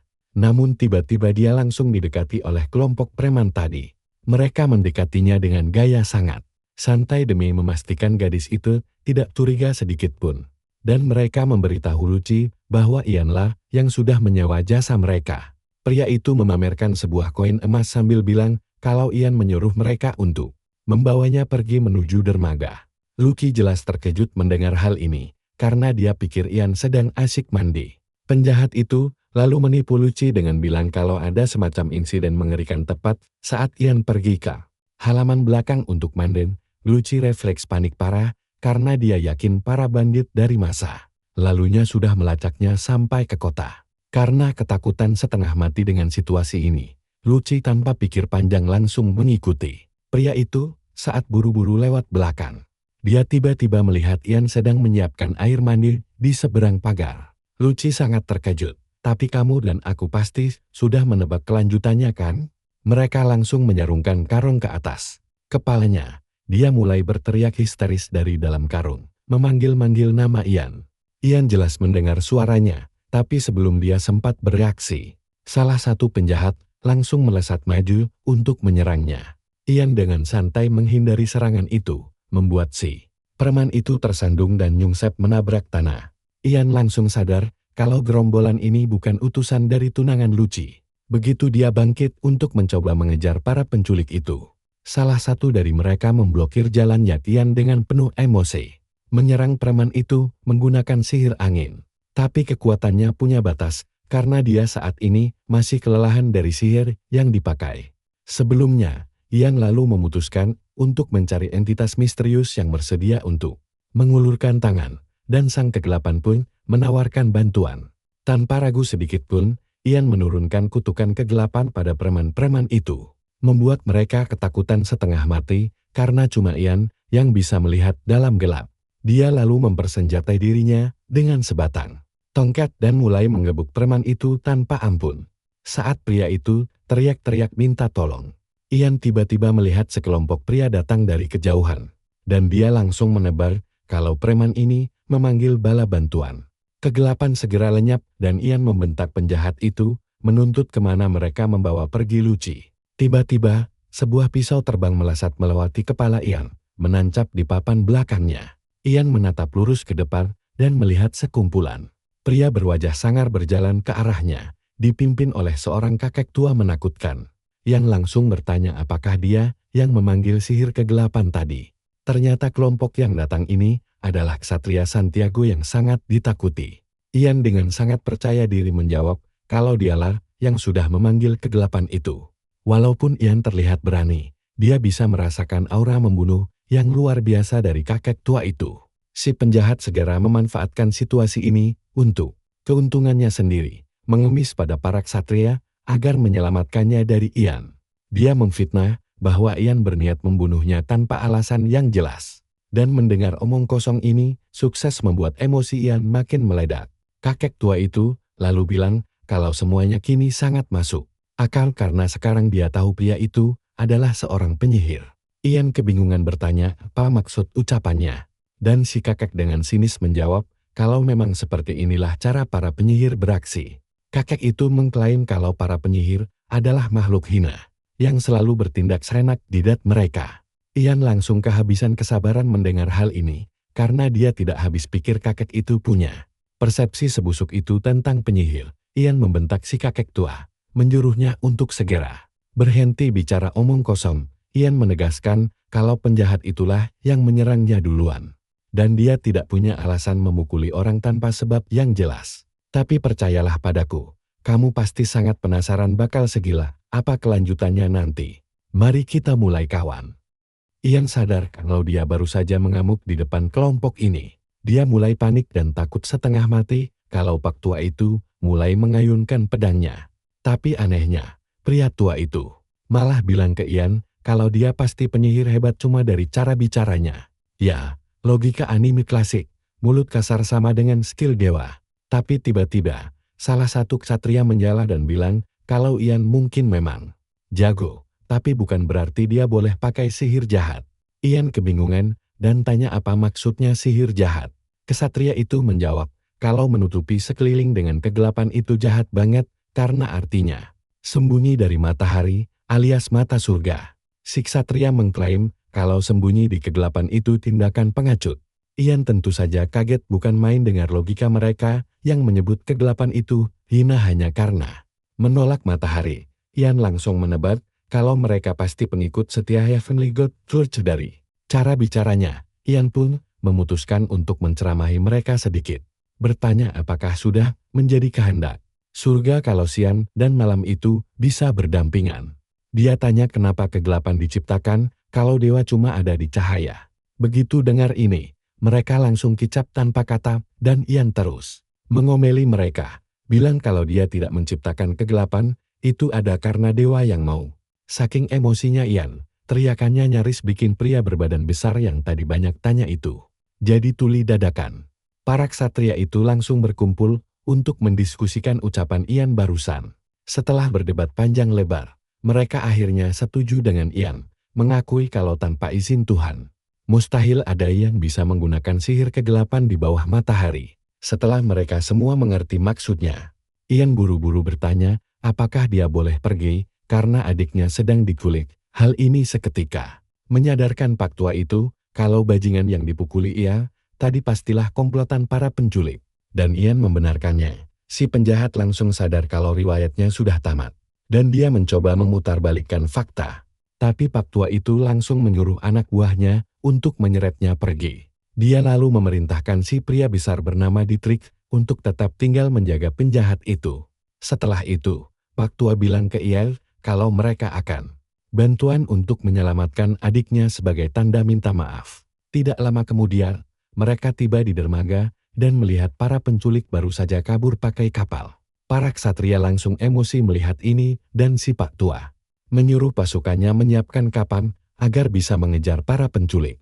Mendengar slogan mereka diteriakan, Ian akhirnya sadar kalau mereka adalah ksatria resmi. Dan dia buru-buru menyuruh mereka untuk tidak repot-repot menggunakan kapal. Dia memberitahu mereka kalau dia sendiri yang akan menarik kapal. Musuh itu mendekat, jadi mereka cukup menyiapkan tali dan lemparkan pengait saja nanti. Pak tua itu benar-benar kaget mendengarnya karena dia mengira Ian cuma pengguna sihir bayangan dan tidak menyangka dia bisa pakai sihir air. Ian dengan sombong bilang kalau dia sudah tamat level pemula di berbagai aliran sihir berbeda. Pak tua tambah shock karena penyihir yang biasa dia temui di medan perang rata-rata cuma bisa 1 elemen saja. Lagi pula, dia tidak menyangka Ian bisa merapal sihir sahabat itu, karena dia ngakunya cuma menguasai level pemula. Ian lalu langsung mulai beraksi, dan memerintahkan aliran sungai untuk tunduk pada perintahnya. Air sungai benar-benar menurut, dan pusaran topan air raksasa langsung menghantam permukaan. Perhatikan baik-baik kawan, ini gila banget. Kesatria melongo, karena sihir Ian jauh melampaui sihir air di medan perang. Sebelum penculik sadar apa yang terjadi, arus air berputar dan langsung menyeret mereka kembali menuju dermaga. Pada akhirnya, semua penculik berhasil ditangkap dan Luci pun selamat. Luci langsung berlari memeluk Ian erat-erat sambil meneriakkan namanya dengan air mata bercucuran di pipinya. Ian kebingungan harus bereaksi seperti apa sampai Pak Tua itu mengomelinya. Mengingatkan kalau adiknya sedang menangis tersedu-sedu. Ian akhirnya tanggung mengelus kepala Luci, bilang kalau dia sangat mengerti bahwa dia pasti baru saja melewati saat-saat yang mengerikan. Tapi kocaknya, saat sedang menenangkan adiknya, otak Ian malah memikirkan bagaimana caranya cepat pulang ke penginapan untuk mandi. Sayangnya dia tidak sadar mandi dengan tenang. Di dunia ini tidak segampang itu. Tak lama kemudian, Ian sedang asyik mandi, dan tanpa dia sadari, putra sulung bangsawan, Bernard, sedang berlari ke arahnya bersama ksatrianya, Hansen. Ternyata, Bernard melihat asap dari air mandi itu dan jadi penasaran. Ian yang lagi santai tiba-tiba dikepung Santiago Knegater saat Bernard menerobos masuk ke halaman dan membentak Ian, nanya apa yang dia lakukan. Ian dengan super santai menjawab kalau dia jelas-jelas lagi mandi. Bernard nyaris gila dengar ini, karena bahkan orang kekaisaran pun jarang banget mandi kecuali di acara sangat penting. Dia merasa berhak dapat laporan mandi karena dia putra sulung di kota itu. Saat Bernard ngamuk tidak jelas, Pak Tua Ruda datang mencoba menenangkan situasi. Tapi Bernard malah menyuruhnya diam, karena dia nanya ke Ian, bukan ke dia. Ruda menyuruh Bernard tenang, karena Ian sebenarnya adalah penyihir. Bukannya takut dan mundur, Bernard malah memutuskan melakukan sesuatu yang aneh. Dia menyuruh Ian keluar dari bak mandi untuk menyapanya langsung. Ian tidak kaget, karena di dunia ini ada budaya konyol bangsawan bernama Make Baiting. Ini adalah cara di mana, jujur saja kawan, ini budaya yang paling bodoh. Bangsawan memprovokasi penyihir hanya untuk mengetes kekuatan.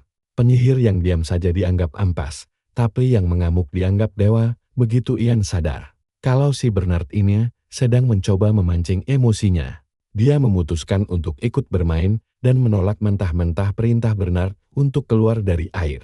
Bernard langsung darah tinggi mendengarnya dan dia langsung meneriaki Ian, nanya apa dia berani menolaknya. Ian dengan santai tanya balik kenapa juga dia harus menurut. Dan Bernard langsung menyuruh Hansen menyeret Ian keluar. Karena Bernard masih sok jagoan, Ian akhirnya memutuskan untuk main serius. Dia berdiri dari air dan melepaskan aura sihir mengerikan yang langsung membuat Bernard dan Hansen merinding ketakutan. Bernard buru-buru memohon pada Ian, menyuruhnya berhenti karena dia sudah puas melihat kekuatannya. Ian tersenyum tipis karena yakin trik ini cukup bikin Bernard mundur. Teratur, tapi di luar dugaan, Bernard malah jatuh tersungkur dan mulai menangis sesenggukan seperti bayi yang ketakutan. Ian jadi mulai mikir, apa dia terlalu berlebihan. Sekarang dia malah panik ketakutan kalau Lord wilayah itu akan mengeksekusinya. Keesokan harinya, Ian dipanggil ke kastil dan bukannya menghukum Colts, malah minta maaf atas kelakuan norak anaknya. Colts selalu menanyakan keadaan Luci, dan Ian bilang adiknya ada di penginapan. Ian merasa tidak perlu repot-repot membawa adiknya ke sana, memamerkan wajah Luci pada bangsawan. Makanya dia titipkan adiknya pada Ruda dan para ksatria lain di penginapan. Colt selalu bertanya siapa nama guru sihir Ian, dan Ian menyebutkan nama Aridith. Sepertinya Colt siapa wanita itu, dan bertanya apakah dia menuju ke selatan. Ian mengangguk, bilang kalau di sanalah Universitas Sihir berada. Colt cukup kaget mendengar gurunya tidak pergi ke arah Duchy of Palgar atau Duchy of Roxan. Ian bingung dan tanya maksudnya apa.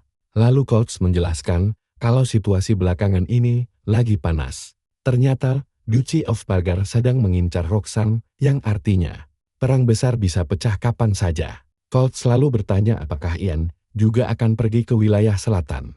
Tapi Ian bilang kalau dia akan ke timur untuk mencari misteri sihir. Mendengar hal itu, pria itu lalu menawarkan hadiah untuk Ian. Ian jelas kaget dan penasaran hadiah apa yang bakal dia dapat. Beberapa saat kemudian, sebuah peti besar dibawa masuk dan Ian bertanya apa isinya. Colt cuma menyuruhnya buka sendiri, dan Ian langsung membuka peti itu. Ian langsung terbelalak takjub saat melihat isinya yang ternyata adalah sebuah tongkat sihir yang epic. Colt kemudian bercerita kalau tongkat itu dulunya dipakai oleh seorang aromancer terkenal, dan namanya adalah Wayne Walker. Ian jelas sangat terkesan dengan nama kerennya dan langsung memegang tongkat itu. Tongkat dengan bola merah di tengah busurnya itu kelihatan sangat pas di tangan Ian. Dan Colt pun setuju. Ian senyum lebar karena rasanya seperti baru dapat item pemula di game fantasi. Colt bilang ini tanda terima kasihnya karena Ian sudah memaafkan kelakuan minus anaknya. Dia tanya apa Ian suka. Ian mantap bilang dia sangat menyukainya, lalu berterima kasih. Tapi pas Ian balik ke penginapan, dia malah disambut dengan kasus darurat versi Luci. Ruda membawa Ian ke kandang burung di mana seekor gagak sedang dikurung. Dia menjelaskan ada pemburu yang menangkap gagak itu buat dimakan. Tapi dicegah oleh Luci. Luci dengan polosnya bilang dia menyelamatkan burung itu karena nama belakang Ian adalah Raven. Dan karena gagak itu bersaudara, pasti keren. Dia yakin banget Ian bakal suka. Tapi dasar Ian, dia malah menghancurkan hati adiknya dan menyuruh pemburu itu merebus gagaknya. Dan disinilah kita berpisah kawan, pastikan kalian lanjut nonton kelanjutannya. Mari kita mulai, ini bakal seru. Sambil minta maaf atas kekacauan Luci, Ian langsung ngomelin dia. Ian ngingetin kalau dia ini penyihirnya, tapi malah sama sekali nggak paham omongan Luci. Tiba-tiba, si pemburu lari ke arah kandang. Dia makasih banget ke Ian, karena udah beresin masalahnya. Soalnya sekarang dia udah siap manggang si gagak. Pas Ian mau cabut, tiba-tiba dia dengar suara gagak itu ngomong, mohon minta diselamatin Ian. Langsung balik badan dan nyuruh si pemburu santai dulu. Ian mulai komunikasi sama gagak itu, nanya dia ini makhluk apa. Si gagak cuma terus-terusan minta tolong. Habis kesabaran, Ian akhirnya neriakin burung itu. Nyuruh dia jawab pertanyaannya. Tapi Ian sadar kalau si gagak ini sama sekali nggak paham bahasa Moronius. Berarti ada kemungkinan burung ini nggak punya energi misteri. Satu-satunya hal yang terus diulang si gagak cuma mohon buat dibiarin hidup. Ian sampai terpaksa nyuruh dia diam, sambil janji bakal bantuin dia. Tapi dasar burung, dia malah makin heboh minta tolong. Bikin Ian benar-benar teriak kencan ke arahnya. Si gagak seketika kicep. Ian pun sadar, burung ini mungkin nggak paham bahasa manusia. Tapi untungnya dia tahu sikon. Si pemburu melongo kaget pas sadar kalau dari tadi Ian beneran ngobrol sama gagak itu. Ian lalu bilang kalau burung ini minta diselamatin. Dia nyuruh si pemburu buat serahin aja gagaknya ke dia. Keputusan ini jelas bikin Luci kegirangan banget, soalnya keinginannya akhirnya terkabul.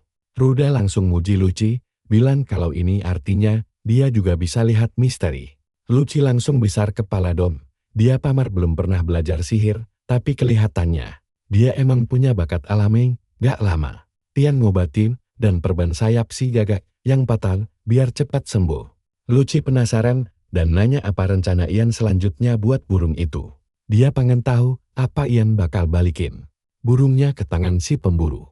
Jelas Ian nolak keras, soalnya mereka pasti bakal langsung jadiin burung itu set. Tepat saat itu, si gagak merambat naik ke lengan Ian dan ngomong lagi. Dia mohon biar nggak ditinggalin, soalnya orang-orang di sekitar sini seram-seram. Lihat si burung ketakutan begitu. Ian akhirnya naruh gagak itu di bahunya. Luci nanya lagi apa Ian sekarang lagi asik ngobrol sama burung itu, dan Ian jawab, iya, tapi dia ngarep ini cuma numpang bentar aja, sampai si gagak benar-benar sembuh total. Wajah Luci langsung cerah dan bilang, kalau mereka harus ngasih nama buat burung itu. Dia langsung antusias ngusulin nama Obsidian, karena mata hitamnya cakep banget, tapi Ian protes karena kepanjangan. Dia usul mending disingkat jadi Oberon aja. Si gagak kelihatan suka banget sama nama barunya. Dia langsung rentangin sayapnya di bahu Ian. Ian sampai kaget burung itu beneran suka. Tiba-tiba, Luci ngomongin ide yang dari tadi dia pikirin. Dia ngusulin gimana kalau mereka ikut jalan bareng Ruda dan para kesatria. Lutsi yakin ini jauh lebih aman daripada jalan sendirian. Ian mikir bentar dan sadar ini emang ide brilian. Soalnya bandit gak bakal berani macam-macam kalau mereka pergi rombongan. Tapi ini bakal jadi masalah besar kalau arah tujuan mereka beda. Ian lagi pusing mikirin hal ini pas Ruda tiba-tiba masuk ruangan dan nanya apa yang lagi dia pikirin. Ruda langsung belak-belakan ngingetin Ian. Biarpun dia itu penyihir, jalan berdua aja sama cewek itu bahaya banget. Ruda akhirnya nawarin kesepakatan dan ngasih tahu kalau sekarang ini mereka lagi dalam misi buat nangkap monster yang mendadak muncul di wilayah Baron Catina. Perhatikan baik-baik, disinilah semuanya mulai gila. Ian nanya monster apa itu, dan Ruda jawab kalau itu Manticore. Makhluk ganas ini terkenal super kejam dan hobi banget ngebunuh. Ian lalu nanya, apa Ruda ngajakin dia buat berburu Manticore itu bareng-bareng? Tapi Ruda nolak, dia nggak mau naruh nyawa Ian dalam bahaya. Biarpun begitu, kalau Ian emang nekat mau bantu, mereka juga nggak bakal ngelarang. Ian mikir bentar dan langsung bilang, kalau dia nggak tertarik sama sekali. Tapi Ruda nahan dia, maksa Ian buat dengerin penjelasannya dulu. Ruda bilang mereka nggak butuh bantuan buat berburu, dan dia pun ungkapin kalau mereka ini Ordo Ksatria bentukan kelompok biarawan dari Gereja Dewa Suci. Waktu mereka nyusun rencana buat nangkap si Manticore, para pendeta di wilayah itu malah maksa buat minta bantuan dari penyihir setempat. Ruda sadar si penyihir ini tersinggung, makanya mereka butuh Ian buat mendinginkan suasana. Intinya, omongan sesama penyihir bakal jauh lebih didengar ya dan dihargai daripada sekadar omongan ksatria. Biasa Ian mikir lagi dan sadar tawaran ini lumayan juga. Cuma modal menangin penyihir yang lagi ngambek, mereka bisa dapat pengawalan ksatria gratis. Tanpa babi bu, Ian langsung setuju sama kesepakatan itu, dan rombongan itu pun langsung berangkat. Perjalanan bareng Ordo Ksatria ini beneran nyaman banget buat Ian, anggotanya baik-baik semua. Pokoknya jalan-jalan kali ini rasanya 100% bebas dari stres. Tapi ada satu hal yang bikin dia pusing. Tiap ada kesempatan sekecil apapun, para ksatria ini selalu ngajakin dia belajar kitab suci bareng. Ian udah nolak berkali-kali, tapi mereka ini uletnya minta ampun. Ruda lalu bilang, kalau Ian bisa dengar suara Tuhan, dia mungkin bisa jadi ulama di ordo mereka. Ulama itu ibarat penyihir gereja yang pakai misteri ilahi. Mendengar ini, Ian langsung tertarik banget. Coba pikir, kalau dia bisa ngobrol langsung sama Tuhan. Dia bisa nanya alasan kenapa dia direinkarnasi dan dari mana asalnya jendela status ini. Makanya, dia akhirnya nyerah dan ikut belajar kitab suci itu. Para ksatria jelas kegirangan banget. Ian akhirnya berubah pikiran. Pas Ian lagi asik-asiknya mendalami kitab, tiba-tiba ada suara aneh yang bukan manusia bergema di kepalanya. Semua tanda mengarah ke entitas ilahi. Ian langsung teriak nanya, apa suara itu Tuhan? Dan entitas itu malah ngejek, bilang kalau tebakannya mungkin benar. Ian tanpa ragu langsung nembak pakai pertanyaan soal alasannya direinkarnasi ke dunia ini, atau kenapa ada sistem jendela status. Kalian pasti tahu, rasanya dikacangin. Nah, Ian teriak sekuat tenaga, tapi dia malah dicuekin habis-habisan. Dia hampir gila pas sadar udah diabaikan begitu aja, tapi dia terus aja jejeritan nuntut Tuhan buat balik dan jawab pertanyaannya. Para ksatria sampai terpaksa nahan tubuhnya biar dia bisa tenang. Gara-gara kejadian itu, Ian sekarang duduk manis melototin Alkitab seolah nyawanya bergantung pada buku itu, demi bisa ngobrol lagi sama Tuhan. Bahkan para ksatria yang awalnya ngenalin kitab suci ini sampai mikir, apa mereka udah bikin kesalahan fatal. Tapi pada akhirnya, Ian berhasil dapat skill baru, yaitu sihir suci. Skill ini bikin dia bisa ngobrol langsung sama penguasa dunia itu, alias Tuhannya. Tapi tunggu dulu, Ian langsung nyesel udah sok alim. Soalnya layar sistem terus-terusan munculin rentetan notifikasi yang nyuruh dia belajar Alkitab. Lebih rajin lagi, katanya, makin keras dia belajar, Tuhan bakal makin senang. Gelar kebesaran si entitas suci ini panjangnya kebangetar. Jelas banget sistemnya lagi ngejilat si entitas ilahi. Ian sampai mikir, apa dia dilempar ke dunia ini cuma buat dijadiin bahan ketawaan doang. Cowok itu hampir nangis darah pas. Sadar kalau dia harus naikin level sihirnya dulu sebelum bisa ngobrol langsung sama Tuhan. Ian akhirnya nyimpulin, dia harus cari lebih banyak misteri buat ngumpulin poin demi bisa ningkatin level sihir suci miliknya. Beberapa hari kemudian, rombongan mereka dicegat komplotan bandit. Tapi sebelum Ian sempat ngeluarin jurus, Ordo Ksatria udah bantai mereka duluan. Para ksatria nebas musuh tanpa ampun sambil terus mastiin Ian aman. Ruda langsung nyamperin Lucy, nanya apa dia baik-baik aja, dan Lucy jawab santai kalau dia aman. Terus gantian Lucy nanya ke Ruda. Pria itu pamer, bilang biarpun udah tua, Kruco macam bandit nggak bahkan bisa ngalahin dia. Ian lalu nyeletuk kalau dia dengar si kakek ini dulunya adalah tentara bayaran elit. Ruda balas, biarpun dia nggak suka pamer, masa mudanya dulu beneran melegenda. Makanya sekarang dia lebih milih buat pakai nama samaran tetua. Soalnya di luar sana banyak yang tahu namanya dan malah nekat mau nyerang dia. Ian melongo dengar fakta ini, gila. Berarti si kakek ini saking terkenalnya sampai semua orang di jalanan bakal langsung ngenalin namanya. Habis ngeratain para bandit, Ordo Ksatria ngerayain kemenangan kecil mereka. Nggak lama, rombongan sampai di sebuah persimpangan jalan. Arah timur bakal ngebawa mereka ke kastil bangsawan, sementara arah barat nembus langsung ke hutan tempat si Manticore muncul. Ruda bilang hutan tempat si penyihir tinggal juga ada di barat, dan dia nyuruh Ian buruan ikut. Tapi Ian nyuruh kakek itu sabar dulu, dia balik badan dan ngomong ke Lucy. Ngajakin buat nemuin penyihir itu dulu, baru habis itu lanjut ke rumah Kina bareng. Tapi Lucy nolak mentah-mentah, bilang kalau dia bakal ngelanjutin perjalanannya sendirian. Ian panik nanya, apa dia beneran bakal aman jalan sendirian? Dan Lucy balas nolok, kalau dia ini bukan anak kecil lagi, jadi pastinya bakal baik-baik aja. Dia ngeyakinin Ian kalau dia hafal jalan ke tempat pamannya, jadi nggak perlu khawatir. Sambil senyum super lebar, dia langsung lari pergi. Tapi Ian masih aja cemas mikirin nasib cewek itu. Menurut kalian, ini keputusan bagus nggak? Yang jelas, Ian mutusin harus cepat kelarin misi ini, biar bisa nyusul Lucy. Ruda ikutan kaget lihat Lucy nekat cabut sendirian. Dia bertanya pada Ian soal itu. Ian membalas kalau dia bakal segera menyusulnya. Lalu bertanya pada Ruda apa mereka akan segera menemui sang penyihir. Ruda mengiyakan, tapi dia tiba-tiba mencengkeram Ian dan bertanya. Padanya apa mentalnya sudah siap?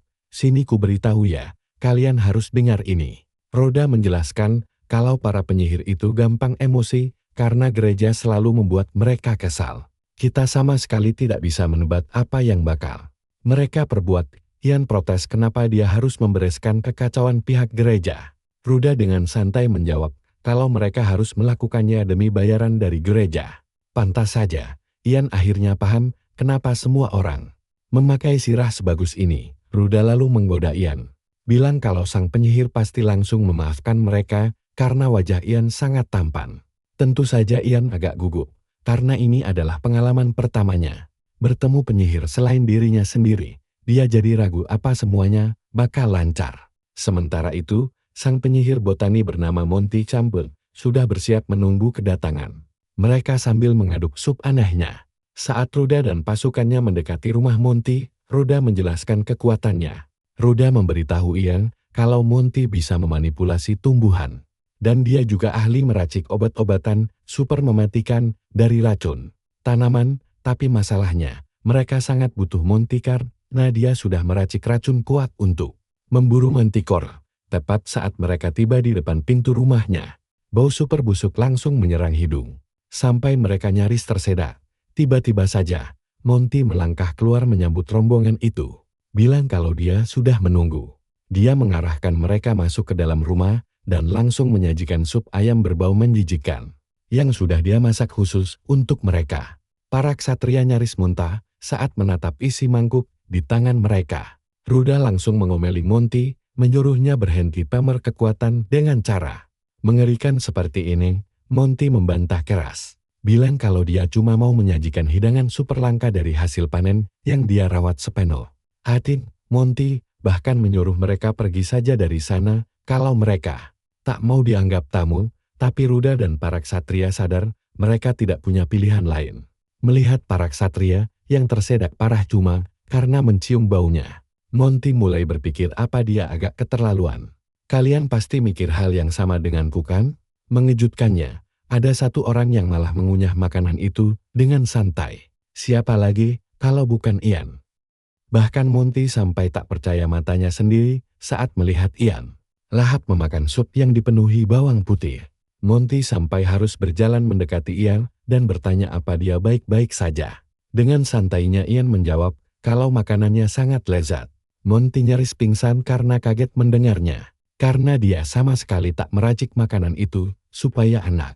Ian malah memujinya, bilang kalau bawang putihnya bikin rasanya makin mantap. Lalu tepat di depan semua orang, dia melahap bawang putih utuh. Monty terpaksa menahan lengan Ian, menyuruhnya menghentikan kegilaan itu sekarang juga. Monty bilang dia sudah menjadi ahli herbal selama 40 tahun. Tapi baru kali ini, dia melihat orang saner dan segila. Ian, Monty lalu menanyakan siapa namanya, dan Ian menjawab kalau namanya adalah Ian Eridus Raven. Saat mendengar nama itu, Monty langsung sadar kalau Ian adalah muridnya Eridus. Monty seketika panik dan minta maaf. Karena sudah iseng, sebagai permintaan maaf, dia masuk ke dapur dan memasak hidangan yang jauh lebih layak. Makanannya terlihat sangat lezat. Tapi saat para ksatria kegirangan menyantapnya, Ian malah meratapi nasib.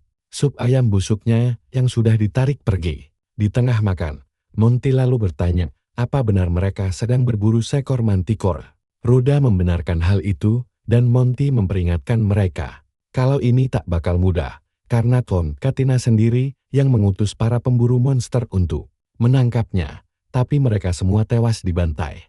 Ruda dengan santai meyakinkan Monty kalau dia sudah sangat siap menghadapi situasi gila semacam ini. Monty lalu bertanya, apa dia pernah menangkap mantikor sebelumnya? Ruda menjawab baru beberapa kali saat dia masih muda. Monty kemudian menoleh pada Ian, bertanya apa dia juga pernah melakukannya. Ian jelas kebingungan, tapi Monty memujinya. Bilang kalau dia pasti penyihir hebat karena dilatih oleh Eridus. Monty menyarankan agar Ian mau menyumbangkan kebijaksanaannya pada para ksatria tentang apa yang sebenarnya harus dilakukan seorang penyihir. Intinya, pasti ada momen di mana penyihir harus berinteraksi dengan orang lain terlepas dari kemauan mereka sendiri. Eridus pernah berpesan agar Ian tak pernah menyepelekan momen penting seperti ini. Ian sadar dia tak perlu repot-repot ikut turun tangan berburu mantikor. Tapi kalau dia sampai menolaknya, rumor buruk bisa tersebar parah di perkumpulan penyihir. Itu adalah organisasi resmi para penyihir yang dipimpin oleh Universitas Sihir demi menjaga keamanan ilmu gaib. Ian tahu betul kalau itu sampai terjadi, dia tak bakal punya muka buat menghadap gurunya. Ditambah lagi, dia mungkin juga takkan bisa minta bantuan dari penyihir lain kalau sedang terdesak. Setelah menimbang-nimbang nasib ke depannya, Ian akhirnya sadar kalau dia tak punya jalan keluar. Lalu memberitahu para ksatria kalau dia bakal ikut bergabung. Perhatikan baik-baik bagian ini, karena disinilah semuanya memanas. Keesokan harinya, mereka berangkat ke hutan untuk berburu. Ian merasakan aura mencekam dan cuma bisa berharap Lucy aman. Tiba-tiba Oberon berteriak, memanggil Ian, memberitahu kalau dia berhasil menemukan mantikor itu. Ruda langsung bertanya ada masalah apa. Dan Ian menjelaskan kalau Oberon baru saja memberitahukan arah yang tepat untuk melacak keberadaan si monster mantikor. Ruda benar-benar kagum dan mengaku kalau itu adalah kemampuan yang sangat gila. Ternyata, Ian selalu membiasakan Oberon mendengar bahasa manusia saat makhluk itu duduk di bahunya. Dia berhasil mengajari Oberon dengan cepat berkat sihirnya. Tiba-tiba saja, Ian menanyakan sesuatu yang penting pada Ruda. Dia ingin tahu apa mantikor bisa diajak kompromi karena statusnya sebagai monster. Sayangnya Ruda tak punya jawabannya, tapi Monty menyela, bilang kalau mantikor bukanlah makhluk yang bisa diajak mengobrol. Ian langsung membantah keras, bertanya tahu apa dia soal sihir pemanggilan. Monty membela diri, bilang kalau dia jelas tahu apa itu ilmu gaib. Monty lalu mengancam bakal tetap melaporkan Ian pada Eridus meskipun dia nantinya berhasil membujuk mantikor itu. Ian jelas shock, bukannya dipuji, dia malah diancam. Bakal diadukan pada gurunya. Di tengah perdebatan, salah satu ksatria tiba-tiba berteriak panik, memberitahu kalau mantikor itu sudah berdiri menatap mereka di kejauhan. Semua orang langsung menoleh ke depan dan melihat mantikor itu menatap tajam ke arah mereka. Ruda menyuruh para penyihir untuk tetap berada di dekatnya.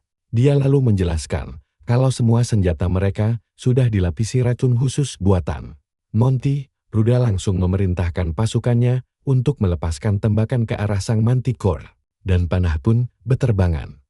Tapi sialnya, semua panah itu memantul dari kulit kerasnya, membuat para ksatria panik memikirkan.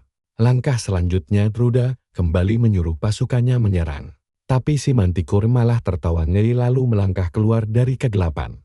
Suara tawanya sangat jahat, sampai Ian pun mulai merasa ketakutan dengan si Manticore yang kini berdiri kokoh tepat di hadapan mereka. Mereka sadar kalau sudah tak ada waktu lagi untuk memakai racun. Tapi tiba-tiba, Ian berteriak sekencang-kencangnya demi menarik perhatian sang monster buas. Dan Monty sangat terkejut melihat kenekatan Ian. Saat monster itu menoleh, dia keheranan karena ada manusia yang berani menyapanya. Sebuah kejadian super langka. Ian lalu mencoba menenangkan Manticore itu agar tidak emosi sambil bilang kalau dia senang bisa mengerti bahasanya. Ian baru saja memperkenalkan diri. Tapi sang Manticore langsung mengejek dan menyuruhnya nyah dari sana. Makhluk itu bahkan menghinanya, menyuruh Ian memakan kotoran. Ian murka dan membalas teriakannya, menanyakan apa masalahnya. Anehnya, monster itu malah merespon positif dan bilang kalau gaya bicara kasarlah yang dia suka. Manticore itu lalu bertanya apa yang Ian inginkan darinya, dan Ian menjawab jujur kalau dia mau mengambil kulit kepalanya. Manticore itu malah tertawa lepas, memuji Ian karena berani jujur. Tanpa disangka, Manticore malah menawarkan kerjasama untuk membantai para manusia di sana. Manticore itu memamerkan sisi busuknya dengan membahas betapa lezatnya daging manusia. Dia bahkan menjanjikan banyak wanita cantik untuk Ian. Dan yang lebih gila, setelah Ian selesai bersenang-senang dengan mereka, monster itu bakal membunuh dan memakan para wanita itu. Mendengar semua omong kosong yang super menjijikkan itu, Ian langsung muntah tepat di hadapannya sambil mengacungkan jari tengah dan mengatainya sampah tak berguna karena Ian jelas menolak tawaran gilanya. Sang Manticore melompat melewatinya dan bersumpah akan meratakan semuanya. Saat monster itu berlari mendekati barisan para ksatria, Monty seketika melepaskan kekuatan sihirnya untuk memanggil akar-akar raksasa yang langsung menghantam posisi Manticore itu. Ruda berteriak ke arah Monty, bertanya apa yang baru saja dia lakukan. Monty membalas kalau dia sudah memakan monster itu. Tapi Ruda malah memarahinya dan bilang, masih ada ksatria di dekat situ. Monty membalas sawat agar Ruda mengurus sisanya sendiri. Jadi menurut kalian apa yang bakal terjadi selanjutnya?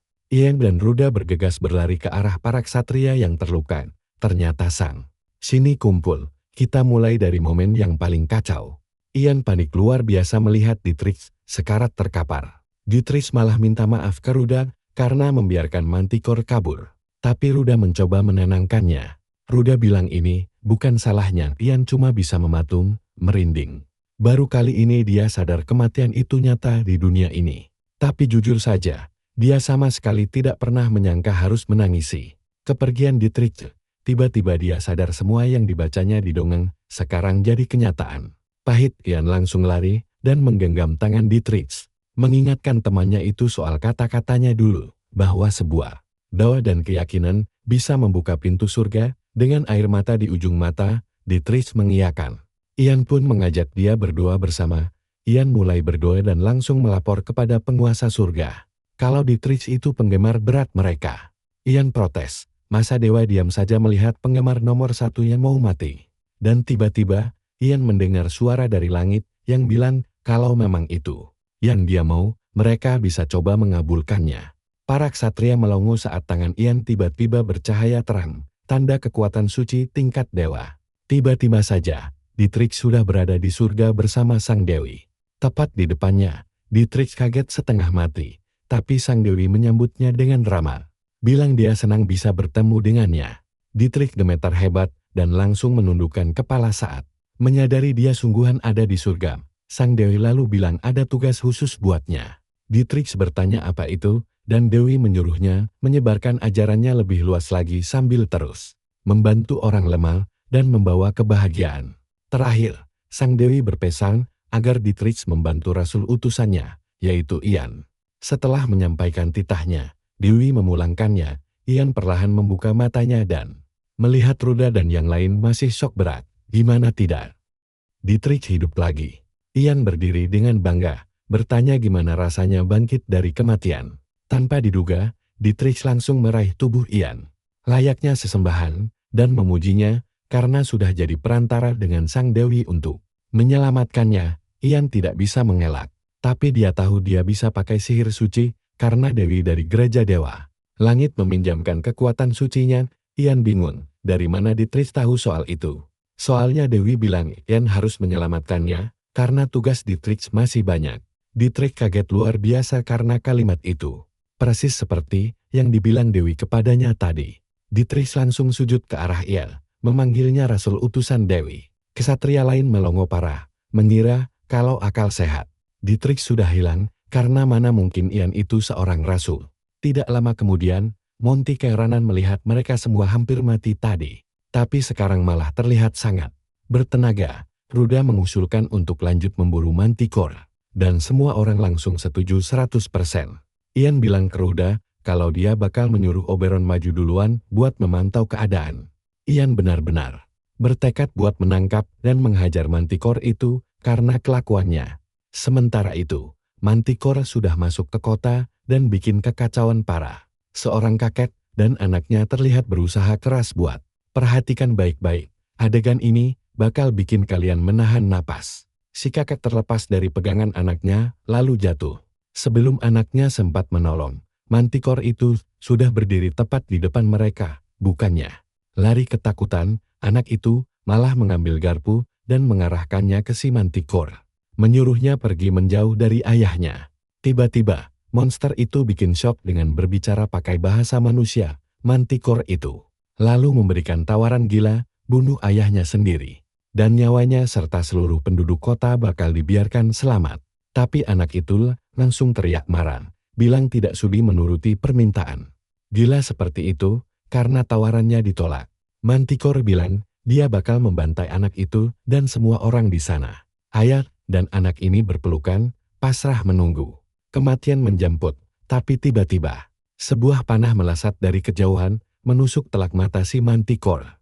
Monster itu menjerit kesakitan, dan saat mendongak, ada Ruda beserta ksatrianya sedang menyerbu masuk Ruda. Menyuruh ksatrianya menyerang Manticore dengan kekuatan penuh. Pertarungan brutal pun pecah saat mereka mencoba menebas monster bandel itu. Hebatnya, Manticore sama sekali tidak merasa terancam, malah menyebut manusia sebagai serangga rendahan. Tiba-tiba, terdengar suara Ian dari kejauhan yang memaki monster itu dengan sebutan kasar. Mengejeknya, karena bertingkah sangat menyedihkan, Manticore langsung balas membentak, menyuruhnya tutup mulut, tapi Ian malah lanjut mengejek, bilang kalau monster itu cuma menang bacot doang. Ejekan ini bikin Manticore naik pitam dan langsung menerjang ke arah Ian saat jaraknya pas. Monty beraksi, dia mengaktifkan sihirnya, memunculkan tanaman rambat yang langsung mengikat kaki Manticore dan mengunci pergerakannya. Ruda segera memberi aba-ada, dan mereka langsung menyiramkan cairan mudah terbakar. Dari segala arah, kalian pasti mikir monster ini bakal tetap santai kan? Tapi dia baru sadar nyawanya di ujung tanduk saat Ian mengaktifkan sihir apinya. Api seketika membakar Manticore itu tanpa ampun sampai cuma menyisakan abu panas. Setelah monster lenyap, warga kota berkumpul untuk berterima kasih kepada para ksatria yang menyelamatkan mereka. Ruda tersenyum dan membalas kalau mereka cuma melakukan hal yang benar. Melihat Ian berdiri di belakang tanpa ada yang menyapanya, si gagak mengejek, bertanya apa dia dilupakan begitu saja. Tapi Ian menyuruh Oberon diam. Ian sadar kalau warga pada ketakutan karena baru saja melihatnya memanggang Manticore jadi bola api. Tiba-tiba, ayah dan anak yang diselamatkan muncul di belakang Ian, mengucapkan banyak terima kasih karena sudah menolong mereka. Ian yang canggung mengangguk pelan. Sejujurnya, Ian tidak peduli soal pujian, tapi dia tidak menolaknya. Ruda lalu menghampiri dan memujinya habis-habisan karena Ian tampil sangat luar biasa. Tanpa Ian, mereka tidak akan bisa menangkap Manticore itu. Ian mencoba merendal dan bilang dia cuma mengikuti instruksi Monty. Tapi, Ruda malah menyuruhnya untuk bangga karena sangat jarang ada orang super tangguh yang punya sifat rendah hati begini. Ruda yakin banget kalau suatu saat Ian bakal jadi tokoh besar yang sanggup membuat para bangsawan merasa malu. Tepat saat itu, sekelompok ksatria muncul dan bertanya pada Ruda dan Ian, apakah mereka yang mengalahkan Manticore? Ruda mengiyakan dan bertanya siapa mereka. Ksatria itu minta maaf atas keterlambatannya dan memperkenalkan diri sebagai ksatria resmi kastil. Ian cukup kaget mendengarnya. Mereka lalu mengajak kelompok itu ikut ke kastil karena Count Kina secara khusus mengundang untuk bertemu. Saat akhirnya tiba di kastil, Kina menyambut mereka dengan hidangan termewah sambil memuji keberanian mereka melawan monster mengerikan itu. Kina menggoda Ruda, berkata alangkah bagusnya kalau kastil punya ksatria sehebat dia. Kina juga menjamin pada Monty bahwa tidak akan ada yang berani mengganggu hutan tempat tinggalnya. Setelah itu, Kina beralih menatap ke arah Ian, mengatakan dia sudah dengar cerita kehebatannya dari sang keponakan. Kocaknya, Ian terlalu asik mengunyah makanan enak sampai dia tidak sadar Kina sedang memanggilnya. Sampai Oberon harus menyenggolnya. Ian pun gelagapan menoleh ke Count itu, meminta maaf dan beralasan makanannya kelewat enak sampai suara obrolan tidak terdengar. Kina tersenyum dan bilang dia tahu betul soal gimana Ian menjaga keponakannya. Sebagai imbalan, Kina memberikan sebuah gulungan sihir emas. Rupanya, efek sihirnya akan aktif saat gulungan itu dirobek jadi dua. Ian melongo kegirangan melihat gulungan itu, karena dia bisa merasakan aura magis tingkat tinggi di setiap kalimatnya. Kina bertanya apakah Ian menyukainya, karena dia sengaja menyiapkannya khusus buat Ian. Tentu saja Ian mengangguk mantap sambil berterima kasih atas hadiah berharga itu. Kina bilang gulungan itu belum sebanding dengan jasanya yang sudah menyelamatkan Lucy. Tiba-tiba, Kina memetik jarinya, dan Lucy melangkah masuk ke dalam ruangan dengan gaun cantik, tapi pakai topi aneh mirip kerucut jalan raya. Ian melongo tidak percaya, mikir dari mana gadis ini dapat topi sejelek itu. Lucy tersenyum manis menatap Ian, bertanya apa kabarnya setelah sekian lama tidak bertemu. Ian membalas santai kalau dia baik-baik saja. Ruda menyela dan miletur, kalau sekarang dia paham mereka bukan saudara, tapi kekasih. Ian panik membantah, menjelaskan kalau Ruda salah paham. Tiba-tiba, Kina menyela dan bilang dia punya penawaran menarik. Ian penasaran, dan Kina meminta Ian untuk meminjamkan kekuatannya agar mereka bisa bertarung bersama demi membalaskan dendam Lucy. Jadi apa kesimpulan kita hari ini? Jangan gampang tergiur hadiah gratis. Ian baru sadar maksud di balik gulungan emas itu, tapi dia ogah ikut bertaruh nyawa. Sini kumpul, kita lanjutin ceritanya. Di medan tempur, Ian cuma ngasih support sihir biasa kayak pas lawan Manticore. Kalau lancar, dia bisa dapat bayaran double dari Kina sama Lucy. Jelas bukan tawaran buruk buat Ian. Dia bilang ke Count, kalau butuh bantuan, dia siap maju. 3 hari kemudian, Ruda bersiap pergi, dan Lucy berterima kasih banget atas semua bantuannya. Anehnya nih, jumlah ksatria tim Ruda menyusut karena Kina nyogok sebagian dari mereka buat pindah kubu. Ruda noleh ke Ian, ngucapin terima kasih buat semuanya, dan Ian juga jawab hal yang sama. Ruda nyuruh Ian mampir ke Pulau Triver kalau lagi senggang. Dia janji bakal ngenalin beberapa misteri keren yang pasti bikin Ian tertarik. Tentu saja Ian kaget, soalnya baru kali ini dia dengar pulau kayak gitu. Ruda bilang pulaunya mengapung di lautan koral. Kalau Ian datang dan bilang mau ketemu Salvador, semua orang di sana pasti bakal nyambut dia. Ian langsung nanya apa itu nama aslinya, dan Ruda merasa ini waktu yang tepat buat jujur.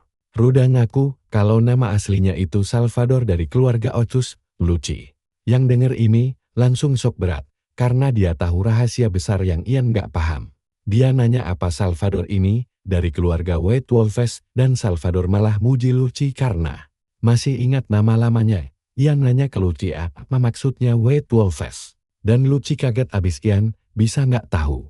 Usut punya usut, grup tentara bayaran White Wolf itu dulunya langsung di bawah perintah kaisar sebelumnya, dan ketua mereka dulu dikasih gelar super bergengsi, Swordmaster. Lucy lalu menjelaskan kalau cowok yang lagi berdiri di depan mereka saat ini adalah seorang Swordmaster legendaris. Bukannya heboh atau lompat kegirangan, Ian cuma berdiri datar tanpa minat sama sekali. Sampai Lucci ngomelin dia, nyuruh Ian buat ngasih sedikit reaksi kek. Secara dia lagi berhadapan sama legenda hidup. Tapi Ian tetap cuek bebek dan Salvador juga nggak kaget karena udah hafal kelakuan Ian. Setelah urusan kelar, Salvador kasih tahu kalau udah waktunya dia cabut. Monty lalu nitip salam buat Aridus lewat Ian. Ditris meluk Ian erat banget karena nggak rela pisah. Tapi Ian meyakinkan ini bukan perpisahan selamanya Ian. Dan Salvador jabat tangan buat pamitan. Ian janji bakal beneran mampir ke Pulau Trivar kalau situasinya udah agak santai. Setelah momen perpisahan ini, Kina kumpulin seluruh pasukannya buat bersiap ngejar si bandit Graham yang udah ngebunuh saudara perempuannya. Jauh di lubuk hati, Kina merasa situasi ini lumayan menguntungkan. Kenapa? Karena dengan jadiin Lucci tameng buat ngamanin wilayahnya dan tunggu, perhatiin baik-baik kelicikan si paman ini. Dengan nikahin Lucci sama bawahannya, Katina ngincar kendali penuh wilayah Teran. Sambil berdiri gagah di depan pasukannya, Kina ngasih pidato motivasi soal rencananya menghukum si pemberontak Graham. Pasukannya langsung teriak heboh setuju. Udah jelas banget Kina dapat dukungan penuh dari mereka. Nah, lanjut di kamp militer. Para prajurit bingung melihat Ian lagi ngerebus sendok, dan mereka mengira dia lagi masak sop sendok. Astaga! Ian sampai geleng kepala melihat betapa begonya para prajurit ini. Padahal dia cuma lagi sterilisasi sendok. Lucci nanya apa itu steril. Dan Ian jawab kalau itu semacam sihir misterius. Karena dijelaskan secara detail pun, Lucci nggak bakal paham. Mendadak, prajurit lain ikutan nongol minta Ian ngerebus daging pakai sendok itu. Tapi Ian langsung ngegas, bilang kalau dia itu nggak lagi bikin sup. Nggak lama setelah itu, Lucci bilang ke Ian soal hadiah yang pernah dia janjikan. Padahal Ian aja udah lupa. Sama sekali soal itu, Lucci cerita awalnya mau ngasih emas. Tapi kelihatannya Ian udah punya duit sekarung. Makanya dia mikirin hadiah lain yang lebih geget buat bikin Ian senang. Hadiah yang dia pilih adalah pedang ajaib, Anorishil. Lucci cerita kalau pedang ini dulunya hadiah dari peri buat Baronarian pertama. Konon katanya, sang baron jatuh cinta sedalam-dalamnya sama seorang peri. Pas dia ngangkat pedang itu, dia langsung jadi penyelamat dunia peri. Lucci nyeritain dongeng ini dengan super semangat, tapi muka Ian datar banget. Ian malah nanya, kenapa keluarga Lucci nggak pakai pedang itu aja buat berkuasa daripada cuma diam di tempat.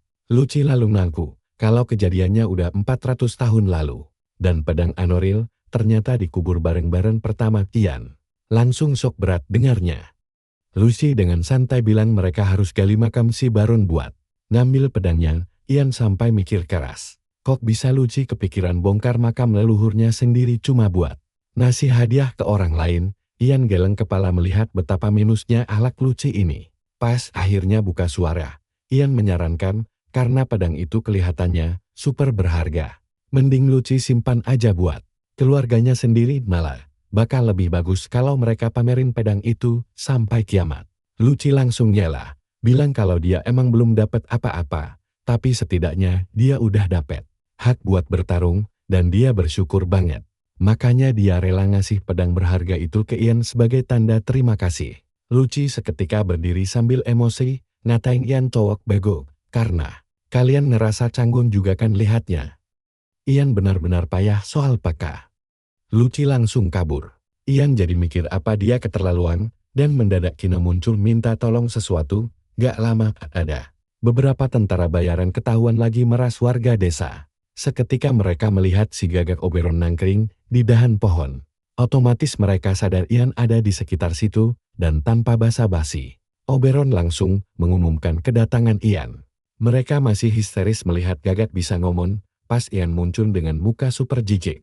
Usut punya usut, Ian datang ke situ karena lagi jalanin misi. Dari si Katina, ternyata Kina minta tolong Ian buat ngasih pelajaran ke para tentara bayaran yang suka bikin onar di kota. Ian sempat kasih saran mending Kina nurunin para ksatria aja. Soalnya mereka pasti kerja lebih rapi. Tapi Katina bilang itu mustahil, karena ksatria itu sohibnya para tentara bayaran.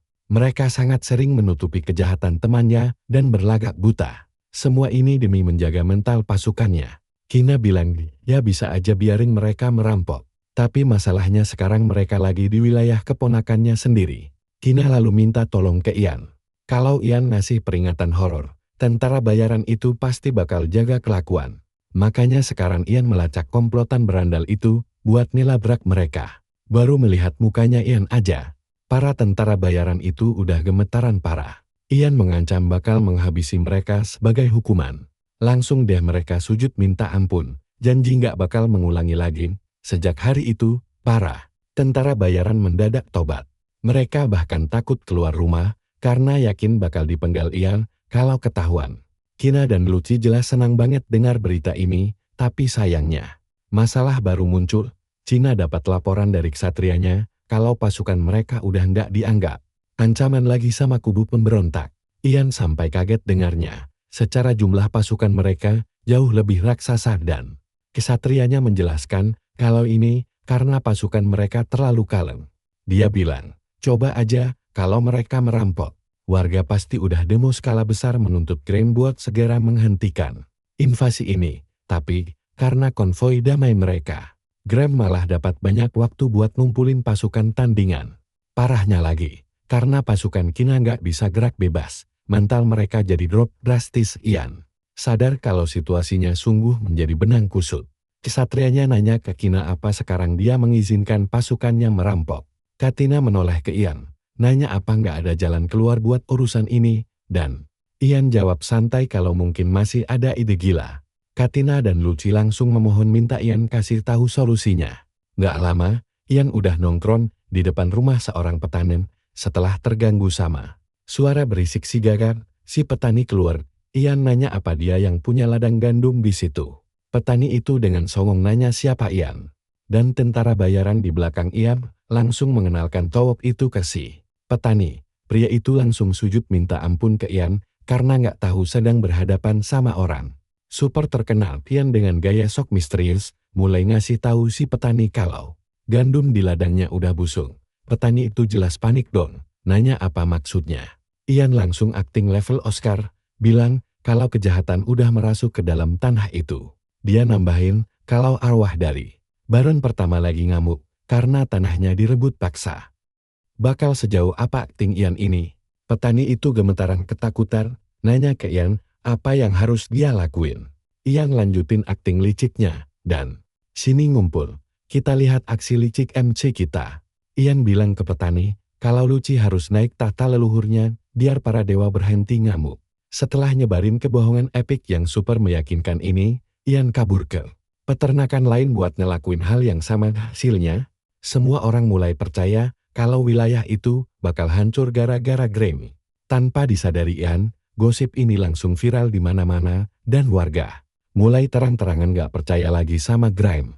Mereka semua demo, nuntut Lucy segera naik tahta demi menghindari bencana. Berkat rumor liar ini, mental pasukan Count langsung meroket tajam, dan mereka langsung berbaris maju menuju markas Graham. Gak lama kemudian, sekelompok tentara bayaran tiba-tiba datang protes ke Kina. Dengan tampang kesal bilang kalau mereka sama sekali ogah bertarung di sebuah medan perang yang terhormat. Kina kebingungan nanya maksud mereka apa. Dan mereka jawab kalau Ian nyebarin rumor kota itu dikutuk. Mereka parno Ian bakal bawa sial buat mereka, dan kalau mereka dekat-dekat penyihir kayak Ian, harga diri mereka hancur. Ian ngebantah, bilang kutukan itu omong kosong. Gila ya, kalian pasti ikut geregetan lihat mereka beneran percaya gosip yang dia sebar. Para ksatria ngegas, ngotot kalau omongan penyihir itu nggak bisa dipercaya, karena dia pasti nyiapin trik licin. Ian akhirnya sadar kalau para ksatria ini sebenarnya cuma maksain kehendak dan cari-cari alasan. Di saat yang sama, dia tahu ini masalah besar, karena ksatria itu ibarat bintang utama di medan perang. Dia juga ngelihat ekspresi panik Kina, sudah jelas banget, tanpa ksatria, perang nggak bakal bisa jalan. Ujung-ujungnya, Kina pasti terpaksa nurutin kemauan ksatria itu. Dan Ian langsung sadar dia udah nggak dibutuhin lagi di sana. Ian akhirnya angkat bicara, ngomong santai ke Kina buat nggak usah repot-repot. Kalau kehadirannya cuma bikin rusuh, dia bakal cabut sekarang juga.